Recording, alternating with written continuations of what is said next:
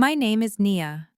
I am 32 years old, and exactly 1 month ago, my sister handed me a sealed envelope across our Sunday dinner table, laughing as she called me the biggest regret of our entire family.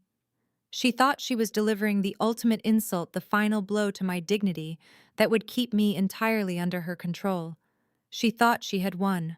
What she did not know was that the very letter she was weaponizing against me was the key to an inheritance she and my mother had been desperately trying to steal. When our family estate lawyer called them into a glass boardroom for a mandatory meeting just weeks later to explain what they had actually handed me, their smug faces turned completely pale. The empire they thought they owned belonged entirely to me, and they were the ones facing absolute ruin. Before I continue this story, let me know where you are watching from in the comments below. Hit like and subscribe if you have ever been the black sheep who secretly held the family together. Growing up in a pristine, affluent suburb of Atlanta, my mother Brenda made sure our lives looked absolutely flawless from the outside. Our house was a sprawling brick colonial estate with perfectly manicured lawns, tall oak trees, and a driveway that always held luxury cars we could frankly barely afford. But inside, the emotional environment was suffocating, dictated entirely by my mother's absolute obsession with social status, her sorority legacy, and keeping up appearances at all costs. Sunday dinners at her house were never about genuine family bonding or checking in on each other. They were a weekly performance, an exhausting theatrical production, where my younger sister Dominique was always the shining star, and I was just the audience expected to applaud, keep quiet, and eventually pay the bills when their funds ran low. This particular Sunday evening was no different from the decades of dinners that preceded it. The heavy, comforting scent of baked macaroni and cheese, slow-cooked collard greens with smoked turkey, and a massive honey-glazed ham filled the formal dining room. Crystal glasses clinked over the smooth mahogany table, catching the light from the extravagant chandelier overhead. Dominique sat directly across from me, wearing a designer silk blouse and sparkling diamond earrings that I knew for a fact cost more than her monthly mortgage payment. She had built a career as an influencer selling a lifestyle of luxury that was entirely funded by the family trust. Next to her was her husband Trayvon. Trayvon loved to introduce himself at parties as a cryptocurrency entrepreneur and an angel investor. But as a senior forensic accountant at one of the top financial firms in the state of Georgia, I knew exactly what he was.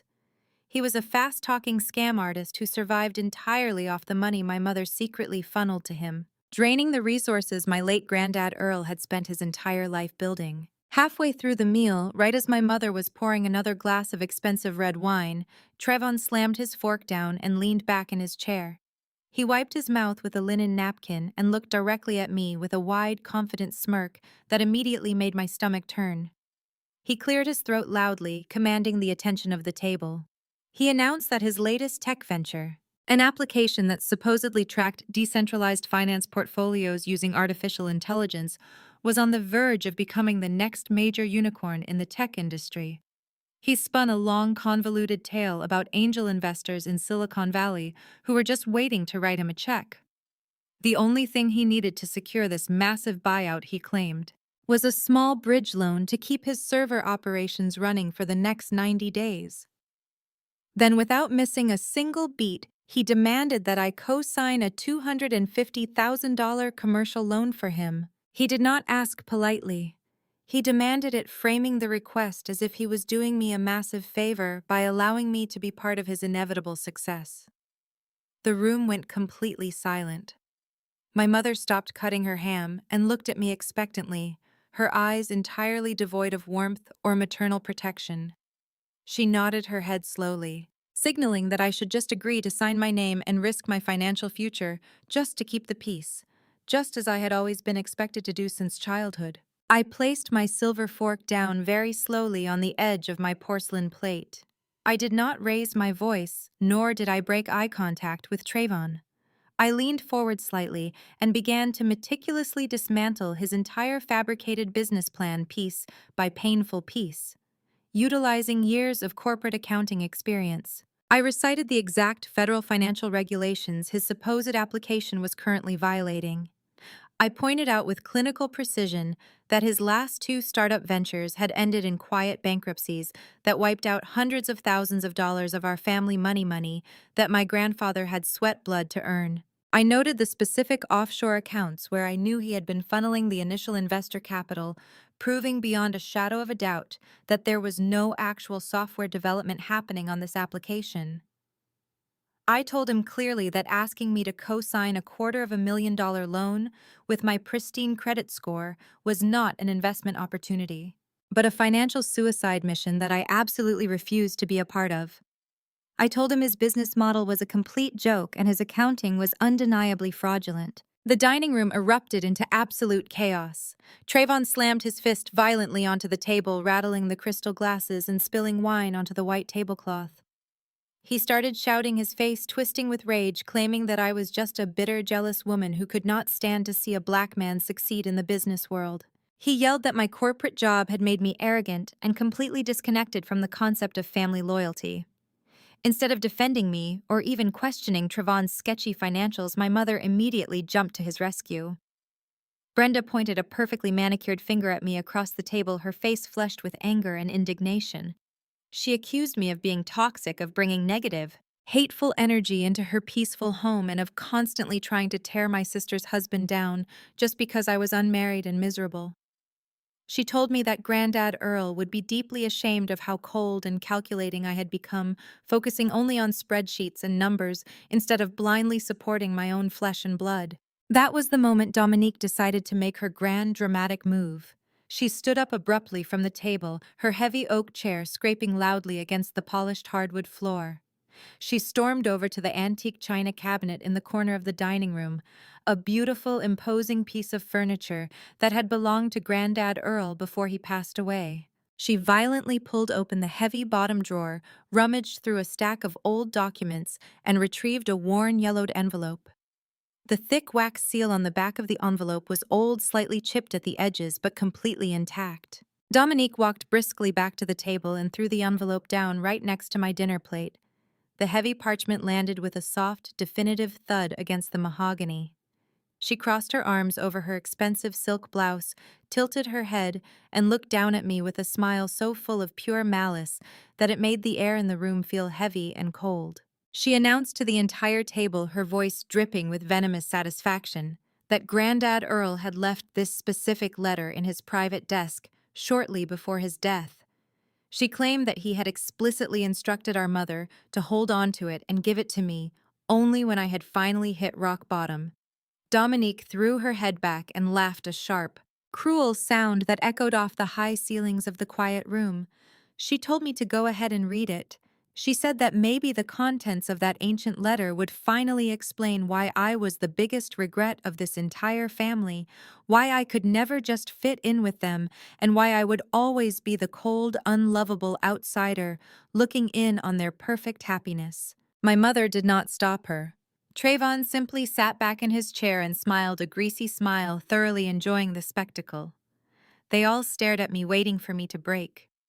They expected me to cry, to yell, to beg for their approval, or to apologize profusely for my supposed arrogance just to make the tension go away. They desperately wanted to see the stoic, successful forensic accountant shatter into a million vulnerable pieces right there over Sunday dinner.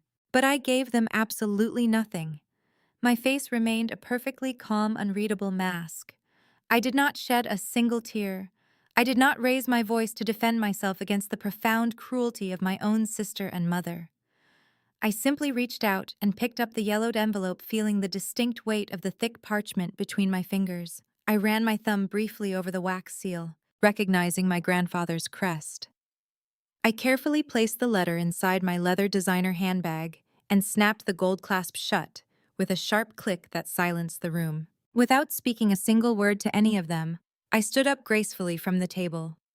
I grabbed my tailored cashmere coat from the back of my chair and slipped it slowly over my shoulders.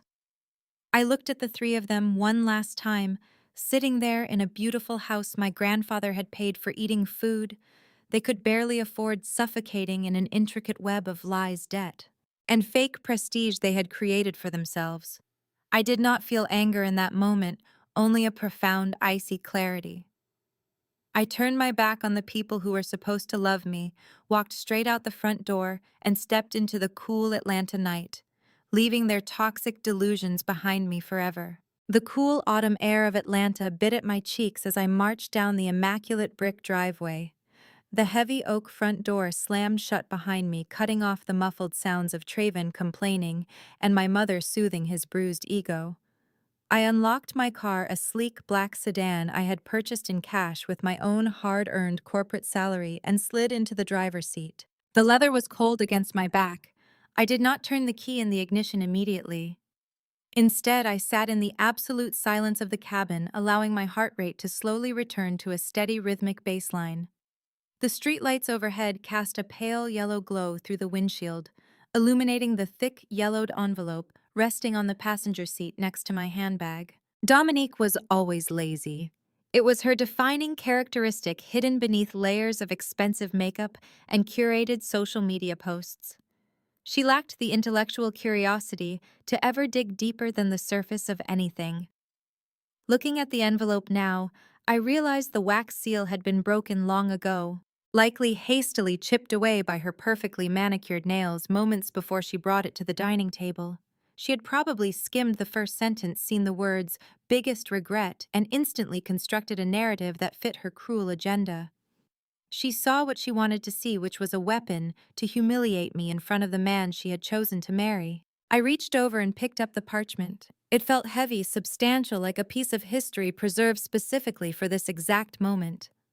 I carefully unfolded the single sheet of paper. The handwriting was unmistakably Grandad Earl's.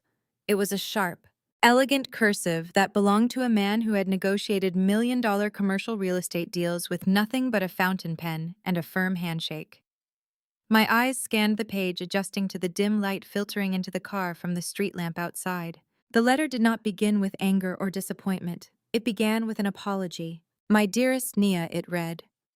"If you are reading this, it means things have reached the breaking point I always feared was inevitable. I am writing this from my study, watching your mother and sister complain about the caterer for a party I am paying for. They do not understand the value of $1, nor do they understand the value of family. My biggest regret, Nia, is not you. You have always been my pride. My biggest regret is that I have to leave my most brilliant granddaughter to clean up the mess your mother and sister are about to make." I stopped reading. I read that sentence again, then a third time. The air in my lungs suddenly felt entirely different. The narrative my mother had spun for years, the lie that I was a disappointment because I chose spreadsheets over sorority rush, crumbled into dust. Grandad Earl saw me. He had always seen me. He knew exactly who Brenda and Dominique were, and he knew they would eventually drive the empire he built straight into the ground. The letter continued, outlining his observations of Trayvon long before Trayvon and Dominique were even married. Grandad called him a leech wearing a cheap suit, a man looking for a free ride on a train he did not help build. He accurately predicted that my mother would drain the family trust to keep up her precious appearances, funding Dominique's shallow lifestyle while expecting me to quietly subsidize their failures. He wrote that he could not leave his legacy unprotected, not when he had a granddaughter who understood the true mechanics of wealth preservation. I let out a long, slow breath. The validation washed over me, replacing years of emotional exhaustion with a profound sense of purpose. I was not the regret. I was the contingency plan. I ran my fingers over his signature at the bottom of the page, Earl Thomas. The ink was faded, but pressed deeply into the paper. As a forensic accountant, I am trained to look for discrepancies. I look for the numbers that do not add up, the ledgers that have been altered, the hidden offshore accounts masked by shell corporations. My entire career is built on the fundamental truth that people lie, but paper always tells the truth. And this paper felt deliberately thick, too thick for a standard piece of stationery. I reached up and flipped on the bright interior dome light of my car. I held the letter up toward the bulb. The harsh white light pierced through the heavy parchment, and that was when I saw it. It was not just a letter of apology. It was a highly sophisticated legal instrument. Embedded deep within the fibers of the paper was a complex watermark, It was the distinct crest of Sterling and Associates, the elite estate law firm that had handled all of Grandad Earl's acquisitions for the last 40 years. But the watermark was not the most important part. Stamped lightly in the bottom right corner, visible only when held directly against a strong light source, was a string of alphanumeric characters, AX749BTT-Omega 2. My heart hammered against my ribs. I did not need a law degree to know exactly what I was looking at.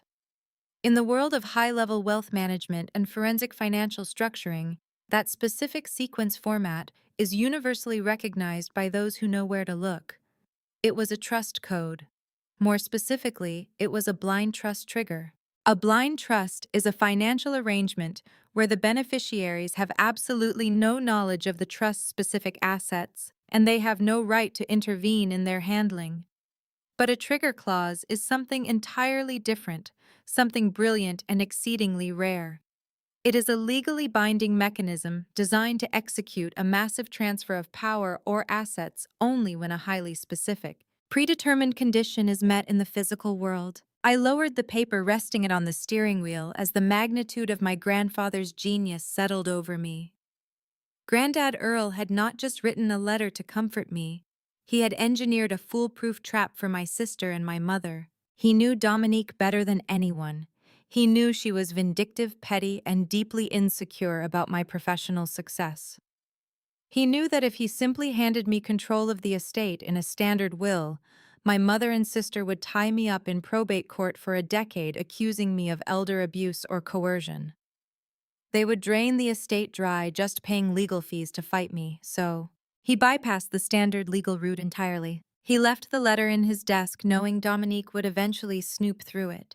He knew she would read the words "biggest regret" and immediately stop reading, too eager to use it as a weapon against me. He knew she would wait for the perfect moment, a moment when I was publicly standing my ground, to hand that letter to me, to put me in my place. By physically handing me that envelope with her own two hands, Dominique had unknowingly fulfilled the exact physical requirement of the trigger clause. The code embedded in the paper was the key to unlocking the blind trust. She had not humiliated me. She had just legally executed the transfer of Grandad Earl's true wealth directly into my name. I pulled my laptop out of my bag, resting it on the passenger seat. I booted it up and connected to my secure mobile hotspot. My fingers flew across the keyboard as I accessed the encrypted database I used for tracking commercial holdings. I typed in the alphanumeric sequence, cross-referencing it with public property records and corporate shell registrations associated with Sterling and Associates. The results populated on my screen, glowing brightly in the dark cabin of my car. I stared at the data, a cold smile slowly creeping across my face. The family trust that my mother and sister currently controlled, the one they were using to fund Trayvon's fake companies and Dominique's lavish lifestyle, was essentially a decoy. It held the primary residence and a dwindling cash reserve. But the real crown jewels of the empire, the $45 million commercial real estate district in downtown Atlanta, had been quietly siphoned off into this blind trust 5 years ago. Grandad had legally separated the true wealth from the spending accounts. And now, thanks to Dominique's cruel, dramatic stunt at the dinner table, the blind trust was fully activated. I was the sole proprietor. The deed transfer was already in motion the second her fingers left the envelope, and mine secured it. She thought she was serving me a plate of lifelong humiliation. But she had actually just served me the keys to a kingdom she could never comprehend. I closed my laptop with a satisfying snap. I folded the letter, placed it carefully back into its envelope, and slid it into the hidden zippered compartment of my handbag. I started the engine of my car, the low purr of the motor vibrating through the steering wheel. I shifted into drive and pulled out of my mother's affluent subdivision. I did not look back at the brightly lit colonial house in my rearview mirror. Let them enjoy their macaroni and cheese and their fake cryptocurrency empires tonight. Tomorrow morning, I had a very important visit to make to the central bank in downtown Atlanta. The game was over, and they had absolutely no idea they had just handed me the winning hand. Monday morning arrived with a crisp, unforgiving brightness that perfectly matched my state of mind. I did not bother stopping for my usual espresso on the way into the city. My veins were already pulsing with a quiet electric adrenaline. I drove straight into the heart of downtown Atlanta, navigating the dense, early morning traffic with a singular, hyper-focused objective. The towering glass and steel skyscrapers of the financial district reflected the morning sun, casting long, sharp shadows across the bustling pavement. I pulled my sedan into the secure underground parking garage of the Central Bank building, a towering architectural fortress that housed the most exclusive wealth management divisions in the entire state of Georgia. I stepped out of my car, smoothing the lines of my tailored charcoal suit. My leather handbag containing the yellowed envelope was gripped firmly in my right hand. I walked toward the private elevator banks reserved strictly for high net worth clients and corporate account holders. I bypassed the main public banking lobby entirely, swiping my corporate access card to reach the 52nd floor. This was the private wealth management sector, a hushed, heavily guarded sanctuary where generational fortunes were quietly shifted, protected, and sometimes dismantled. The elevator doors parted to reveal a pristine reception area paneled in rich mahogany and polished marble. The environment was completely silent, insulated from the chaos of the city streets far below. A receptionist in a sharp navy blazer looked up from her dual monitors, offering a practiced professional smile. I did not return the smile. I approached her desk, placed my business card on the marble counter, and requested an immediate, unannounced meeting with the Senior Director of Trust Management. I specifically invoked the name of Sterling and Associates, the law firm that handled my grandfather's estate, and provided the first 4 characters of the alphanumeric code embedded in the watermark of the letter. The receptionist's professional demeanor shifted instantly into a state of high alert. She recognized the classification format of the code. Without asking a single clarifying question, she picked up her secure telephone, dialed a short internal extension, and spoke in hushed, urgent tones. Less than 2 minutes later, a set of heavy frosted glass doors opened, and a tall, distinguished man in his late 50s walked out to greet me. He introduced himself as David Kensington, the Executive Vice President of Fiduciary Oversight. His expression was serious, his eyes sharp and calculating. He ushered me down a long, quiet corridor and into his expansive corner office, locking the heavy door behind us. The office offered a breathtaking panoramic view of the Atlanta skyline, but I did not spare a single glance at the windows. I took a seat in one of the plush leather chairs opposite his massive walnut desk. Mr. Kensington sat down, folded his hands atop his pristine blotter, and looked directly at me. He stated that a trigger code from the Earl Thomas estate had been flagged in their system as active, something that had not occurred in the 5 years since my grandfather's passing. He asked me with a tone of utmost gravity if I possessed the physical document. I unzipped the hidden compartment of my handbag, retrieved the envelope, and slid it across the smooth surface of the desk. Mr. Kensington put on a pair of white cotton archival gloves before touching the parchment. He did not read the handwritten message.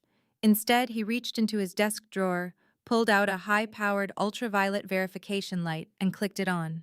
He held the light directly over the paper. The crest of Sterling and Associates illuminated instantly, glowing a brilliant, undeniable fluorescent blue. The alphanumeric sequence AX749BTT-Omega-2 appeared sharply beneath the crest.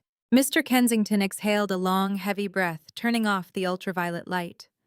He removed his gloves, leaned back in his leather chair, and looked at me with an expression that bordered on absolute awe. He confirmed that the document was authentic.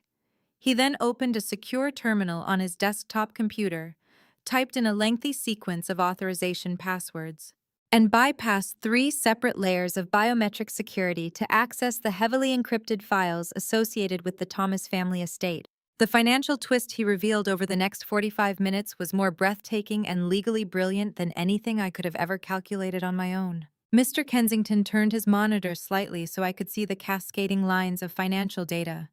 He explained that my mother Brenda and my sister Dominique were currently operating under a monumental delusion. They firmly believed that they held absolute control over the entirety of the Thomas family fortune. They believed the trust account they were currently bleeding dry to fund Trayvon's fraudulent tech startups and Dominique's luxury influencer lifestyle contained the deeds to the $45 million commercial real estate district my grandfather had spent his life developing. They believed they owned the shopping plazas, the downtown office buildings, and the massive logistics warehouses that generated the true wealth of our family. But they did not own a single brick of it. Mr. Kensington pointed to a specific digital ledger on the screen. He explained that exactly 5 years ago, shortly after a particularly vicious argument between my grandfather and my mother regarding Trevon's questionable background, Granddad Earl had marched into this very office. He had quietly and legally severed the commercial real estate empire from the primary family trust. He left the primary trust intact, seeding it with the family home and a few $1 million in cash to act as a decoy. That decoy trust was what my mother was currently managing, or rather mismanaging. The actual commercial properties, the crown jewels of the Thomas legacy, were transferred entirely into an irrevocable blind trust. And this blind trust was governed by a highly unorthodox, ironclad legal mechanism known as a conditional physical trigger clause. My grandfather knew that if he simply left the commercial empire to me in his standard will, my mother would contest it immediately. She would tie the estate up in endless draining litigation, using the decoy trust funds to hire lawyers to fight me in probate court for a decade. She would accuse me of manipulating a sick old man.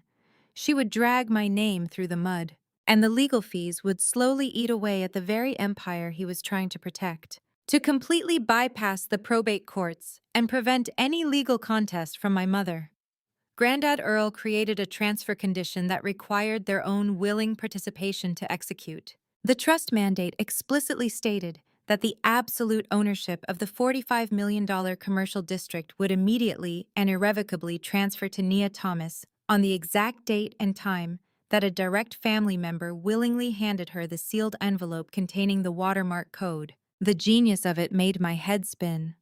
My grandfather knew Dominique's personality perfectly.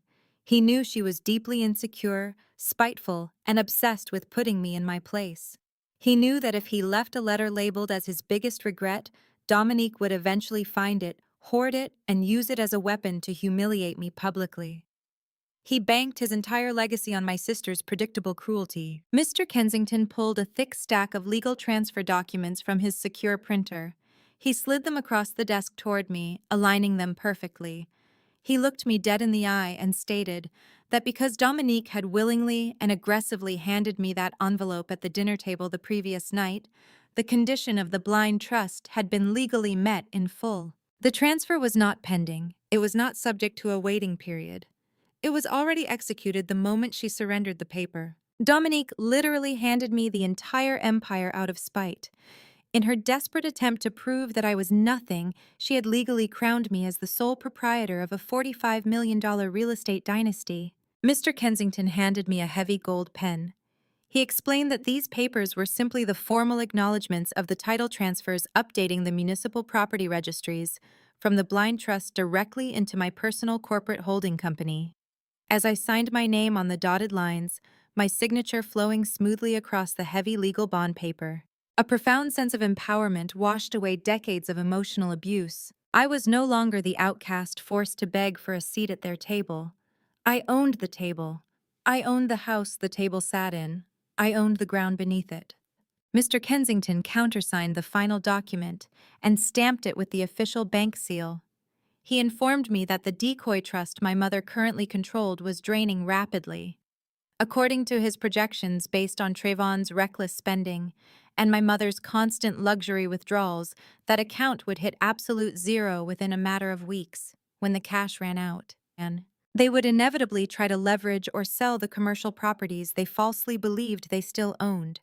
They would try to liquidate my empire to save their own sinking ship. I thanked Mr. Kensington for his absolute discretion, placed the finalized deeds into my handbag, and stood up from the leather chair. The investigation was over, and the financial reality was set in stone. As I walked out of the bank and stepped back into the bright Atlanta sunlight, my phone began to vibrate violently in my pocket. The caller ID flashed with Trevon's name, followed immediately by frantic text messages from Dominique. The money in their decoy account must have finally hit a roadblock, and the desperate extortion attempt I knew was coming had officially begun. I ignored the calls, silenced my mobile device, and slid it deeply into the pocket of my blazer. I walked out of the bright Atlanta sunlight and stepped into my vehicle. The drive back to my luxury condominium in the exclusive Buckhead district was smooth, giving me ample time to process the monumental shift in power that had just occurred in that bank vault. I had just secured absolute ownership of a $45 million commercial real estate empire, yet I still needed to prepare for the inevitable storm that was brewing. By the time I navigated the afternoon traffic and pulled into my private secure parking garage, the sun was beginning to set, casting long, fiery orange shadows across the city's skyline. I took the private elevator directly to my penthouse floor, unlocked my door, and stepped into the quiet sanctuary of my home. I had just poured myself a glass of sparkling water and sat down on my velvet living room sofa when the high-tech intercom system mounted on the wall buzzed with an urgent, aggressive, and relentless frequency. I set my glass down on the marble coffee table and walked over to the digital monitor. I tapped the high-definition screen to activate the lobby camera feed. The wide-angle lens revealed Trayvon and Dominique standing in my building's opulent foyer. They looked absolutely nothing like the smug, polished, an arrogant couple who had tried to humiliate me just 24 hours ago at our mother's Sunday dinner. The transformation was startling. Dominique was wearing the exact same designer silk blouse from yesterday, but it was now heavily wrinkled and stained near the collar. Her normally flawless camera-ready hair was pulled into a chaotic, messy knot at the nape of her neck, and her makeup was visibly smudged beneath her eyes. Trayvon looked even worse. He was pacing frantically back and forth in front of the marble security desk, aggressively chewing on his thumbnail. His expensive suit jacket was nowhere to be seen. His tie was ripped off, and the top 3 buttons of his dress shirt were torn open. A thick sheen of sweat was clearly visible on his forehead even through the digital camera feed. I could have very easily instructed the building concierge to turn them away. My building possesses extremely strict security protocols specifically designed to keep out uninvited and unwanted guests. But I did not want them escorted off the premises just yet. I wanted to see them face to face. I wanted to look them directly in the eye and witness the exact moment they're manufactured. Fraudulent reality finally began to fracture and collapse around them. I pressed the green authorization button on the monitor to unlock the main lobby doors and grant them temporary access to the guest elevator. Less than 2 minutes later, heavy, frantic fists began pounding violently on my solid oak front door. I calmly unlocked the deadbolt and pulled the heavy door open. Trayvon pushed his way inside before I could even offer a formal greeting. He practically stumbled into my foyer, his wide, panicked eyes darting wildly around my meticulously decorated living space, as if he were actively searching for hidden listening devices or law enforcement officers. Dominique followed closely behind him, clutching her oversized designer handbag tightly to her chest like a protective shield. She looked around my pristine, quiet apartment with a toxic mixture of deep, unbridled envy and sheer, raw panic. Trayvon did not waste a single second with pleasantries. His voice was breathless, panicked, and entirely stripped of the arrogant, condescending bravado he had proudly paraded at the dinner table. He began pacing rapidly across my expensive Persian rug, aggressively rubbing his hands over his face. He confessed, his voice shaking with genuine terror, that his supposed tech investors were not wealthy venture capitalists from Silicon Valley. They were private, highly unregulated lenders who operated in the violent shadows of Atlanta's underground economy. They were ruthless loan sharks. These were dangerous, violent men who did not care about software business plans, artificial intelligence, or app development. They only cared about exorbitant, predatory interest rates and immediate cash repayment. Trayvon admitted that he had borrowed heavily from them to fund a lavish fake lifestyle to impress other invisible investors, desperately hoping to secure a legitimate corporate buyout that never actually existed in reality. Now, the predatory note was due in full. He told me, practically hyperventilating, that he had tried to access the funds from my mother's primary family trust account that very morning. This was the same account they had been treating like a personal, endless piggy bank for years to fund their luxury cars and designer wardrobes. But the bank transaction was instantly blocked. The wealth management division had frozen the account due to insufficient funds and a long history of highly irregular withdrawal patterns. The decoy trust was completely empty, tapped out, and drained dry by their relentless, unyielding greed. Dominique stepped forward, pushing past her husband. Her voice was shrill, desperate, and dripping with unwarranted entitlement. She demanded that I immediately liquidate my entire personal savings portfolio. She knew that I earned a substantial corporate salary as a senior forensic accountant, and that I maintained a robust, diverse investment portfolio. She looked me dead in the eye and told me that I needed to wire exactly $250,000 into Trayvon's checking account by tomorrow morning, or these dangerous lenders were going to seize their luxury vehicles, foreclose on their house, and inevitably resort to severe physical violence. She did not frame this as a desperate plea for help. She framed it as my fundamental, undeniable obligation to the family hierarchy. She actually had the audacity to stand in my living room and say that, because I was a single woman with no husband and no children, my money was just sitting in a bank doing nothing important while their very lives and social reputations were actively on the line. She fully expected me to blindly empty my corporate retirement accounts, cash out my carefully managed stocks, and willingly sacrifice the financial security I had painstakingly built over the last decade, all to save her fraudulent husband from the consequences of his own profound stupidity. I stood perfectly still in the center of my living room. I did not flinch, I did not change my facial expression, and I certainly did not reach for my checkbook. I looked at Dominique meticulously, studying the frantic, desperate energy radiating off her body. And then I looked at Trayvon, who was actively sweating onto my expensive rug. I told them using a voice as calm, cold, and steady as a ticking metronome that the answer was absolutely not. I explained with clinical precision that I was a licensed forensic accountant, strictly bound by severe ethical codes and federal financial laws. I told Trayvon that knowingly transferring $250,000 of clean money to pay off unregulated illicit underground loans would constitute deliberate financial fraud and felony money laundering. I stated clearly that I was not going to risk my professional license, my spotless career, and my personal freedom to bail him out of a criminal enterprise of his own making. I owed them absolutely nothing. Every single dollar in my accounts was mine, earned through grueling hours and genuine intellectual labor, not inherited, not gifted, and certainly not stolen. When the stark reality of my absolute refusal finally registered in her brain, Dominique's panic instantly mutated into a vicious, unhinged rage. Her face turned a dark, furious shade of red, and the veins in her neck bulged visibly. She stepped dangerously close to me, entirely abandoning any fake pretense of sisterly desperation. She immediately resorted to the only manipulative tactic she had ever known, which was leveraging our mother's toxic authority. Dominique screamed at the top of her lungs that if I did not open my laptop and transfer the money right that second, she was going to call our mother and ensure that I was completely and permanently cut out of the family trust. She aggressively threatened to have my mother legally disinherit me on paper, promising to effectively block me from ever touching a single dime of Grandad Earl's commercial real estate empire. She threw her hands wildly in the air, yelling that I would be left with absolutely nothing, dying alone and broke, while she and Trayvon eventually inherited millions of dollars in commercial properties. The sheer, unadulterated irony of her threat was absolutely intoxicating.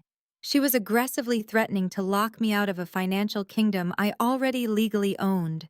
She was desperately using a bankrupt, completely empty decoy trust as a weapon against the sole proprietor of a $45 million empire. It took every single ounce of my professional corporate discipline not to burst into laughter directly in her face. But Trayvon was not interested in future inheritances or family trust politics. He was facing immediate physical and dangerous consequences, and his raw desperation made him incredibly reckless. He suddenly lunged forward, closing the physical distance between us in two rapid, heavy steps. He stopped mere inches from my face, towering over me in a pathetic attempt to establish physical dominance. His breath smelled stale, a disgusting mixture of old coffee and pure, unadulterated anxiety. He raised his heavy right hand, pointing a thick, aggressive finger right between my eyes. His voice dropped to a low, menacing, and dangerous growl. He told me that I clearly did not understand how the real violent world actually worked outside of my safe corporate office. He stated that these underground lenders knew exactly where he lived. They knew exactly where Dominique lived, and if I did not give him the cash to pay them off, he would personally make sure they knew exactly where my luxury penthouse condominium was located. He was actively attempting to intimidate me in the sanctity of my own home, utilizing his physical size and the direct threat of violent criminals to extort my life savings. I did not take a single step backward. I did not break eye contact, nor did I show a single ounce of fear. Slowly, deliberately, and without breaking my gaze, I reached into the deep pocket of my tailored blazer and pulled out my smartphone. I calmly swiped the screen, unlocking the device and opening the proprietary security application tied directly to my condominium's advanced smart home system. I held the bright screen up right in front of Trayvon's face so he could clearly see the high-definition real-time video and audio feed currently playing. The wide-angle camera mounted seamlessly in the corner of my ceiling captured the three of us perfectly clearly, highlighting Trayvon's aggressive physical posture, his raised hand, and his threatening proximity to my face. I informed him, keeping my voice completely level and devoid of any emotion, that this entire apartment was equipped with military-grade audio and visual recording equipment. I explained that the feed he was currently watching was not just recording to a local destructible hard drive. It was currently streaming live in real time directly to a highly secure off-site cloud server, continuously monitored by my corporate firm's private security detail. I told Trayvon that he had just committed felony extortion and clearly communicated a direct threat of physical violence on a federally recorded line. I gave him exactly 10 seconds to remove himself and his wife from my property before I forwarded the unedited footage directly to the Atlanta Police Department and filed an immediate permanent restraining order. Trayvon's face instantly drained of all color, turning a sickly pale shade of gray. The aggressive, towering posture vanished in the blink of an eye, replaced immediately by the stark, terrifying realization that he had just documented his own felony. He stumbled backward, nearly tripping over his own feet, his hands instantly raised defensively in the air as he began stammering a pathetic, disjointed and cowardly apology. Dominique stared at the glowing phone screen in absolute horror, her mouth hanging open as she finally realized that her golden child manipulation tactics and empty threats were entirely useless against me. I pointed a single unwavering finger toward the front door and firmly commanded them to get out of my home. They did not hesitate. They scrambled out of my foyer like terrified rodents desperately fleeing a sinking ship. I watched them practically run down the hallway toward the elevator. I stepped forward and slammed the heavy oak door shut behind them, the automatic deadbolt, engaging with a loud, satisfying mechanical click. I stood alone in the absolute quiet of my secure, luxurious apartment, picked up my glass from the marble table, and took a slow, refreshing sip of sparkling water.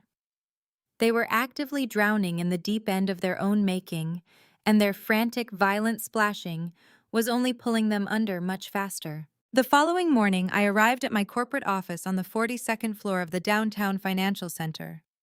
The environment of my accounting firm is meticulously designed to exude quiet authority and absolute discretion. Our clients are multinational corporations and high-net-worth individuals who expect a sterile, highly regulated atmosphere. Thick glass walls separate the partner suites. The carpets are incredibly plush to absorb any ambient noise, and the administrative staff speaks in hushed, professional tones. I had just settled behind my dual monitors, reviewing the final audits of a corporate merger, when the absolute tranquility of the floor was shattered by a sound I recognized instantly. It was the sharp booming and unmistakable voice of my mother, Brenda. I stood up from my ergonomic chair and walked smoothly toward the glass wall of my office. Looking down the long corridor toward the main reception area, the sight was almost surreal. Brenda had bypassed the building's ground floor security by tailgating a group of executives into the elevator bank. Now she was standing squarely in the middle of our pristine lobby, dressed as if she were about to deliver a keynote address at a Sunday morning church service. She wore a bright lavender-tailored suit, a matching wide-brimmed hat, and an excessive amount of pearl jewelry that clanked loudly every time she moved her arms. The sheer theatricality of her outfit was a stark, jarring contrast to the muted grays and navy blues of the corporate environment surrounding her. She was not speaking to the receptionist. She was actively shouting at her, demanding to speak directly with the managing partner of the firm. She slammed her heavy leather handbag onto the polished marble counter, completely ignoring the shocked expressions of the junior analysts and wealthy clients who were waiting in the lounge area. Her voice echoed down the hallway, carrying clear, vicious accusations designed specifically to destroy my professional reputation. She screamed that her daughter Nia Thomas was a manipulative thief who was actively stealing funds from her elderly mother. She yelled that I was using my corporate financial knowledge to commit elder abuse and that I was actively trying to ruin my sister Dominique's marriage out of pure malicious jealousy. I watched as the senior managing partner of my division, a strict, no-nonsense man named Richard, stepped out of his corner office. His face was a mask of sheer confusion and rising irritation. He approached the reception desk, attempting to de-escalate the situation with a calm, measured tone. But Brenda did not want to be de-escalated. She wanted a captive audience. She wanted maximum collateral damage. When she saw Richard approaching, she actually amplified her volume. She pointed dramatically down the hallway toward my office, claiming that she was a desperate, victimized mother who had been left completely destitute by a greedy corporate monster. She demanded that I be terminated immediately and brought up on criminal charges for financial fraud. This was her ultimate trump card. For my entire life, Brenda had used the threat of public embarrassment to keep our family entirely in line. She firmly believed that because I worked in a prestigious, high-pressure corporate environment, I would be absolutely terrified of a public scandal. She calculated that I would instantly cower in embarrassment, rush out to the lobby, and quietly agree to whatever financial demands she made, just to make her stop screaming and save my hard-earned career. She expected me to beg her to lower her voice. She expected me to drag her into a private conference room and write her a check to preserve my professional dignity. She was putting on the performance of a lifetime, playing the role of the aggrieved, heartbroken matriarch to absolute perfection. She clutched the lapels of her lavender suit, her voice cracking with manufactured emotion, as she detailed entirely fictional accounts of how I had supposedly drained her retirement savings. The security guards assigned to our floor had already been dispatched, two large men in dark suits moving swiftly toward the reception desk. But they hesitated to physically remove her, unsure of how to handle an older woman dressed in Sunday church attire, who was loudly claiming to be the victim of a financial crime committed by one of their own senior executives. The entire floor had ground to a complete halt. Keyboards stopped clicking, telephones went unanswered. Every single eye was glued to the spectacle unfolding in the lobby. Brenda reveled in the attention. She turned to the small crowd of onlookers, preaching to them about the disrespect of the modern generation and the absolute cruelty of a daughter who would turn her back on her own flesh and blood. She was actively burning my professional house down, striking matches with every single word she screamed into the sterile corporate air. I did not rush out to the lobby. I did not panic, nor did I feel even a fraction of the humiliation she was so desperately trying to inflict upon me. Instead, I sat calmly back down at my desk. I moved my mouse, opened a new tab on my secure web browser, and navigated directly to the Fulton County Public Property Tax and Municipal Records database. As a forensic accountant, accessing public financial records is a fundamental part of my daily routine.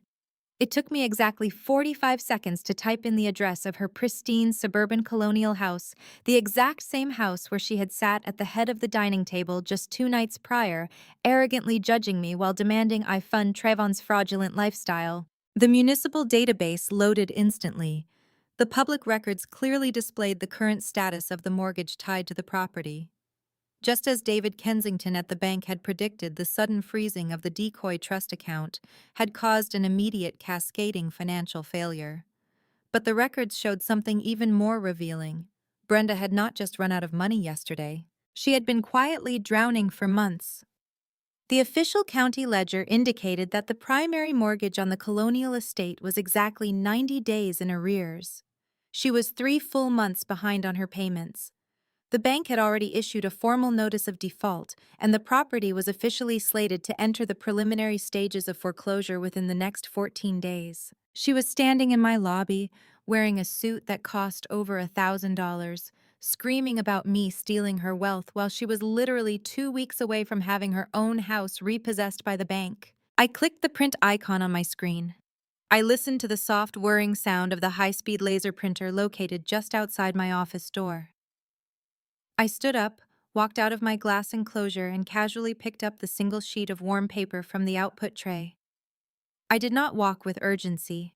I strolled down the long carpeted corridor with the measured, deliberate pace of a woman who is in absolute control of her environment. The crowd of coworkers and clients parted silently to let me through. When Brenda finally saw me approaching the reception desk, a triumphant, malicious gleam sparked in her eyes. She stopped yelling, adjusted her wide-brimmed hat, and squared her shoulders. She crossed her arms over her chest, fully expecting me to apologize, to usher her away, and to offer her whatever she wanted to avoid further professional embarrassment. Richard, my managing partner, looked at me with a mixture of deep concern and professional caution. The 2 security guards flanked my mother, waiting for my signal to either stand down or intervene. I did not apologize. I did not look at the ground. I walked directly up to my mother, stopping only when there was less than 2 feet of space between us. The lobby was so quiet you could hear the air conditioning humming through the ceiling vents. I raised my right hand and extended the single sheet of printed paper toward her. Brenda looked at the paper, then back up at my face. She snatched the document out of my hand with a sharp, aggressive motion, eager to see what kind of surrender I was offering her. I watched her eyes dart across the page. I watched as she recognized the official Fulton County municipal seal at the top. I watched as her eyes scanned the highlighted section detailing the 90 days of missed payments, the exorbitant late fees, and the impending notice of foreclosure on her beloved suburban castle. The transformation was instantaneous and absolutely devastating. The arrogant, self-righteous matriarch vanished in a millisecond. All the manufactured outrage, the loud accusations, and the aggressive posturing evaporated into thin air. Her mouth opened slightly, but no sound came out. The hand holding the public record began to tremble violently, causing the paper to shake. The deep, dark reality of her absolute financial ruin had just been handed to her on a single piece of corporate stationery in front of an audience she had personally gathered. I turned my head slightly and looked directly at Richard, my boss. I then looked at the 2 security guards standing at attention. I spoke clearly, ensuring my voice carried across the silent lobby so that every single person who had heard her wild accusations would also hear the absolute truth. "You are not here because I stole anything from you," I said, my voice cold, steady, and devoid of any familial affection. "You are making a public scene in my office because you are broke, mother. You are 3 months behind on your mortgage, your house is entering foreclosure, and you have absolutely no one left to fund your delusions." Brenda let out a small, pathetic gasp. She looked around the lobby, suddenly hyper-aware of the dozens of eyes staring at her. She was no longer the victim. She was just a desperate, bankrupt woman in a ridiculous hat, completely exposed in the bright light of a corporate office. Her knees seemed to buckle slightly, and she reached out to grab the edge of the marble reception desk for physical support. I did not offer her a hand. I did not offer her a single ounce of sympathy. I turned my attention fully to the lead security guard, giving him a brief, decisive nod.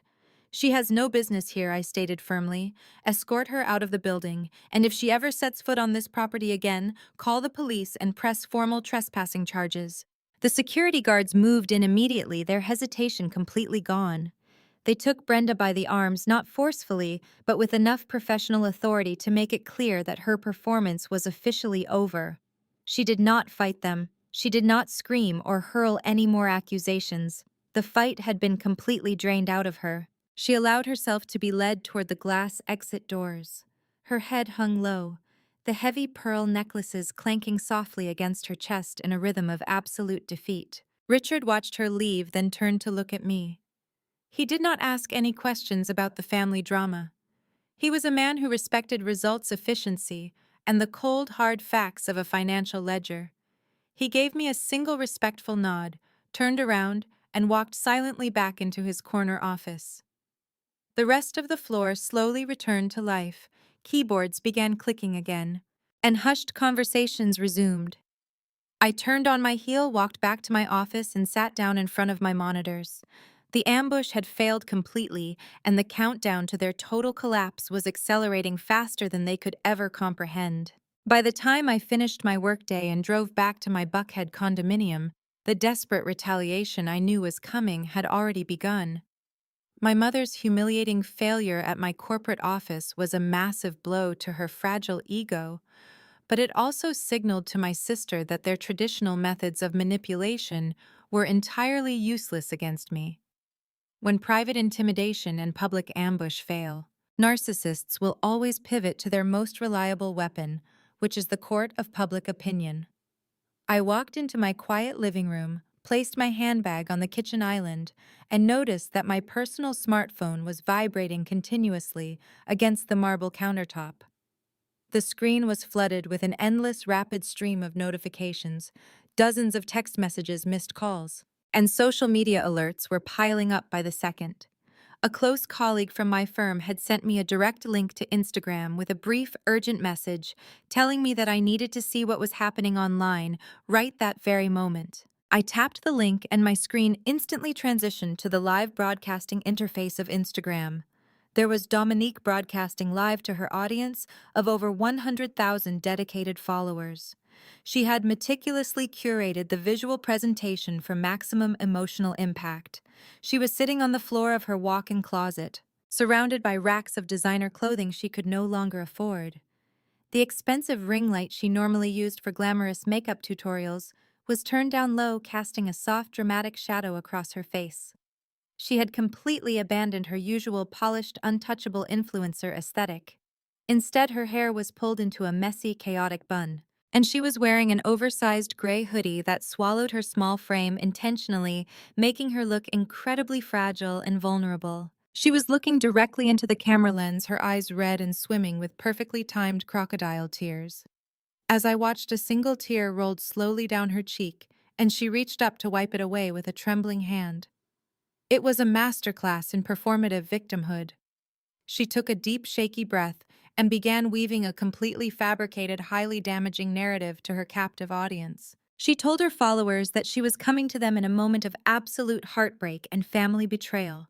She claimed with a remarkably straight face that her jealous, dark-skinned older sister was actively attempting to destroy her life. Dominique intentionally weaponized the painful reality of colorism to paint herself as the innocent target of my supposed lifelong, deep-seated resentment. She spun a pathetic tale claiming that because she had lighter skin and had always received more attention growing up, I had harbored a vicious, unspoken hatred for her. She told her audience that I could not stand the fact that she was happily married, beautiful, and building a successful brand while I was just a bitter, lonely corporate drone. But she did not stop at personal insults. She escalated her lies to a criminal level. Dominique looked directly into her smartphone camera and told her followers that I was utilizing my high-level corporate banking connections to commit severe financial abuse against our elderly mother. She outright lied, claiming that I had maliciously hacked into the family trust and frozen our mother's retirement accounts out of pure spite, leaving a helpless 58-year-old woman entirely destitute and unable to pay her mortgage. She conveniently failed to mention that the decoy trust was empty because she and her husband had drained it dry, or that the mortgage was 3 months in arrears long before I ever stepped foot into that bank vault. The lies continued to flow, each one more extravagant and damaging than the last. She brought Trayvon into the narrative, claiming that my ultimate goal was to completely destroy their Black-owned business. She told her followers that Trayvon was on the verge of launching a revolutionary tech startup that would provide jobs and resources to the community, but that I was actively blocking their access to family investment capital because I hated seeing Black love and Black entrepreneurship thrive. She painted me as an elitist corporate sellout who was weaponizing the legal system to oppress her own flesh and blood. She ended the broadcast by burying her face in her hands, sobbing audibly, and begging her followers to send prayers and positive energy to her family during this horrific abusive ordeal. The live broadcast ended, but the digital fallout was instantaneous and explosive. The flying monkeys were immediately unleashed. My phone began to ring incessantly as extended family members who had apparently tuned into the broadcast or heard the vicious rumors decided to take matters into their own hands. My voicemail filled up within minutes. Aunt Cheryl left a 4-minute audio message, her voice trembling with misplaced righteous indignation, demanding to know how I could turn my back on the family that raised me, and claiming that Grandad Earl would be rolling in his grave if he could see how cruelly I was treating my own mother.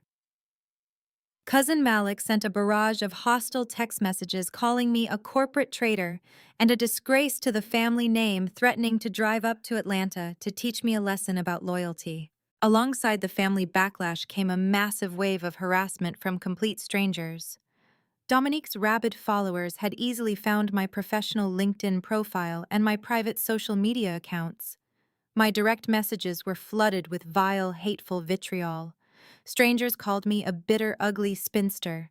They accused me of elder abuse, demanded that my accounting firm fire me immediately, and even sent thinly veiled death threats promising to ruin my life the same way I was supposedly ruining my sister's life. They were entirely captivated by Dominique's performance, blindly eager to destroy a woman they had never even met, based on the tears of an influencer. I did not shed a single tear. I did not feel the sudden overwhelming urge to defend my character or post a frantic emotional rebuttal video to clear my name. Arguing with a narcissist and their mobilized army of enablers is a fundamentally useless endeavor that only provides them with the attention and validation they desperately crave. Instead of engaging in a public screaming match, I leaned entirely into my professional training. I took my smartphone, placed it on a charging stand on my desk, and calmly opened my encrypted corporate laptop. I began the meticulous, entirely unemotional process of compiling a massive digital binder. I started by taking high-resolution screen captures of every single threatening text message, every hateful direct message, and every voicemail transcript sent by my extended family members and Dominique's followers. I downloaded a complete, high-definition recording of Dominique's entire Instagram live broadcast, using a third-party archiving tool, ensuring I had permanent, unalterable proof of her public defamation, slander, and direct allegations of financial crimes. But I did not stop at simply documenting their harassment. If Dominique wanted to bring the public into our family business, I was going to ensure the public record was absolutely flawless. I tapped into the forensic accounting databases I utilized for corporate fraud investigations. I began pulling the digital footprints of Trayvon's supposedly brilliant entrepreneurial history. It did not take long to uncover the rotting foundation of his entire persona. I traced his financial records back 3 years and uncovered a string of highly illegal, fraudulent crowdfunding campaigns. I found a massive GoFundMe page he had launched under a fake limited liability company, claiming to raise capital for an inner-city youth coding boot camp. He had collected over $60,000 from well-meaning donors across the country. I cross-referenced the withdrawal dates of that specific crowdfunding account with public vehicle registration records and Dominique's old Instagram posts. The dates aligned perfectly. Trayvon had not purchased a single computer for any inner-city youth. He had used the $60,000 in charitable donations to secure the down payment and a 2-year lease on the luxury Porsche SUV that Dominique proudly flaunted on her social media as a symbol of their hard work and success. I dug deeper, pulling the state tax franchise filings for every single business entity Trayvon had ever registered in the state of Georgia. Every single one of them was registered to a dummy address located at a strip mall postal store. None of them had ever filed a legitimate corporate tax return. None of them had any actual employees, operational revenue, or proprietary software. He was running a textbook shell game floating on fraudulent loans and stolen family money. I compiled the GoFundMe receipts, the fraudulent tax filings, the dummy corporation addresses, and the timestamps proving that Dominique was an active, willing participant in spending the stolen charitable funds. I organized everything into a highly secure, encrypted digital folder on my desktop. I labeled it meticulously, indexing every single piece of evidence with dates, monetary values. and corresponding legal statutes regarding wire fraud and tax evasion. My phone continued to buzz on the desk beside me, lighting up with more insults, more threats, and more desperate attempts to force me into submission. They truly believed that their digital smear campaign was slowly breaking my spirit. They thought the relentless pressure of public shaming and family alienation would force me to surrender the funds they so desperately needed. They had absolutely no idea that while they were busy crying on the internet and sending angry text messages, I was silently constructing a foolproof federal-level financial fraud case against them. The digital binder was complete, saving quietly to my hard drive. I closed my laptop, poured myself a cup of herbal tea, and looked out the window at the Atlanta skyline. The trap was fully set. And I just had to wait for them to take the final desperate step right into the center of it. The catalyst that broke their fragile reality happened in the driveway of my mother's estate under the cover of darkness. 2 days after my mother was escorted out of my office, Trevon woke up to find his prized SUV completely destroyed. The vehicle, fraudulently leased using stolen charity funds, was a total loss. All 4 tires were slashed, the windows were entirely shattered, leaving sparkling glass scattered across the brick driveway. The most terrifying detail was the message spray-painted in thick red letters across the door. It was a specific numerical figure followed by a 48-hour deadline. The underground lenders were demonstrating exactly what would happen to Trayvon if he did not produce their money immediately. The sight of the vandalized car sent a shockwave of absolute terror through the house. Dominique dropped her internet victim persona. She finally realized the men her husband owed money to were capable of extreme violence and knew exactly where she slept. Trayvon was practically catatonic, pacing the living room and hyperventilating. Brenda, who had spent her life shielding herself from ugly realities with pearl necklaces and country club memberships, was thrust into a situation she could not manipulate. They needed cash. They did not just need $250,000 to pay off the loan sharks. Brenda also needed hundreds of thousands to save her house from impending foreclosure. And they needed millions more to secure their lifestyle before the community found out they were bankrupt. In their frantic search for immediate liquidity, they made the worst financial decision of their lives. They decided to liquidate Grandad Earl's crown jewel.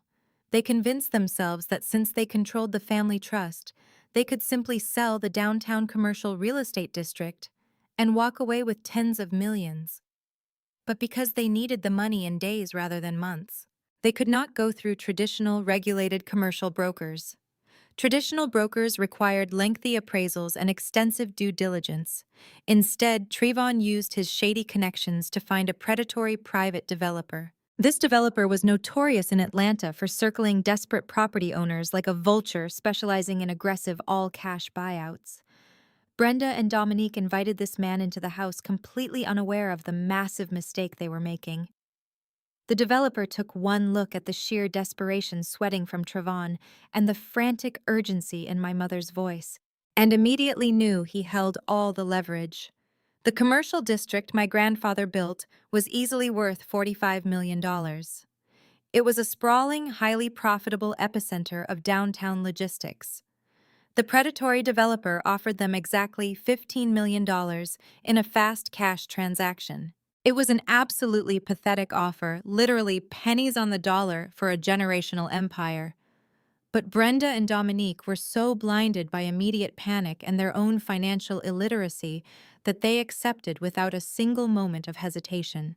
They were willing to trade my grandfather's life work to save a leased car and a foreclosed house. They shook hands with the developer, entirely convinced they had just solved all their problems with a single signature. They thought they were walking away as multimillionaires, completely escaping the consequences of their reckless behavior. They celebrated in the living room that evening, breaking open a bottle of expensive champagne they found in the pantry. Dominique began excitedly discussing which gated communities they should move into once the $15 million hit their bank account. She talked about hiring private security to keep the loan sharks away and buying new luxury vehicles in cash. Trayvon immediately started acting like a genius businessman again, loudly claiming this massive real estate transaction proved he was a brilliant negotiator. My mother sat in her armchair sipping champagne and smiling smugly, entirely convinced she had outsmarted everyone. She believed she had successfully bypassed my stubborn refusal to help them and secured a massive fortune that would keep her at the top of the social hierarchy for the rest of her life. They were entirely drunk on the illusion of sudden wealth. They had absolutely no idea the ground beneath their feet had already vanished days ago, and they were simply hovering in midair, waiting for gravity to pull them down. The following morning, the predatory developer's legal team immediately began aggressively pushing the paperwork through their expedited channels. When you are executing a $15 million all-cash commercial real estate transaction, even the most shady and ruthless buyers require a fundamental title search to ensure they are actually purchasing what is being sold. The developer's lawyers pulled the municipal property records for the downtown commercial district. They anticipated a smooth, easy transfer from the Thomas Family Trust directly into their corporate holding company. But within hours of initiating the title search, the lawyers hit a massive, impenetrable concrete wall. The title search returned a highly irregular flag. The lawyers discovered a complex legal barricade wrapped tightly around the deeds to the commercial district. The records showed that the primary family trust, the one my mother Brenda was currently attempting to authorize the sale from, did not actually hold the clear, unencumbered title to those specific commercial properties. Instead, the municipal system showed a pending irrevocable transfer status initiated by a conditional blind trust mechanism. The developers' lawyers were seasoned professionals, but even they were completely baffled by the intricate ironclad legal structuring my grandfather had secretly put in place before his death. The lead attorney immediately picked up the phone and called Brenda. My mother was sitting at her kitchen table flipping through luxury real estate magazines and waiting for the $15 million wire transfer to hit her empty bank account. The attorney informed her in a very dry and frustrated tone that there was a significant hiccup in the chain of title. He explained that the county clerk could not legally process the sale because the primary family trust appeared to be locked out of the commercial deeds. He told Brenda that in order to clear the title and proceed with the massive cash buyout, they required a direct authorizing signature from the original executor of the estate. They needed the formal blessing of Mr. Sterling, the formidable estate lawyer who had been my grandfather's closest friend and legal confidant for over 4 decades. Brenda did not panic when she heard this news. In fact, her arrogant confidence only grew stronger. She did not possess the financial literacy required to understand what a blind trust was, nor did she understand the severe implications of a title hold. She genuinely believed that this was nothing more than a minor, annoying clerical error left over from Grandad Earl's outdated paperwork. She assumed that because she was the matriarch of the family, she still wielded absolute authority over the entire estate and everyone associated with it. She confidently assured the developer's attorney that it would not be a problem at all. She promised that she would handle Mr. Sterling personally and secure the necessary signature by the end of the week. She hung up the phone and immediately began formulating a plan to bully the estate lawyer into submission. Brenda had always disliked Mr. Sterling. She resented the fact that he was fiercely loyal to my grandfather and completely immune to her manipulative social charms.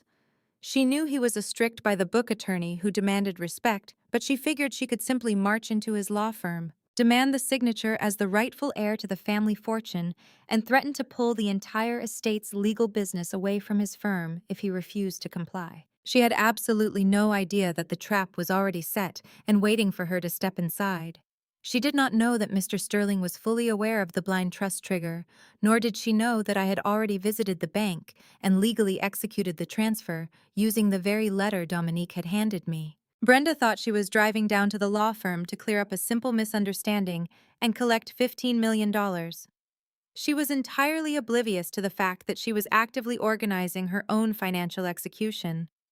She proudly told Dominique and Trevon to pack their bags and prepare for their new wealthy lifestyle.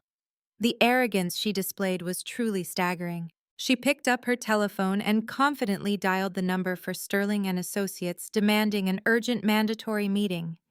She demanded that the paperwork for the sale be drawn up and waiting for her arrival. The final pieces of my grandfather's brilliant puzzle were now locking firmly into place. 2 days before her scheduled showdown at the law firm, my phone screen lit up with a message that was so entirely out of character it almost made me laugh out loud. It was a text from my mother. The message was carefully crafted, dripping with a fake sugary sweetness that she only ever utilized when she was plotting something deeply deceptive. She wrote that she had spent the last few days in deep prayer and reflection. She claimed that the recent tension had been tearing her heart apart and that she desperately wanted to heal our family divide.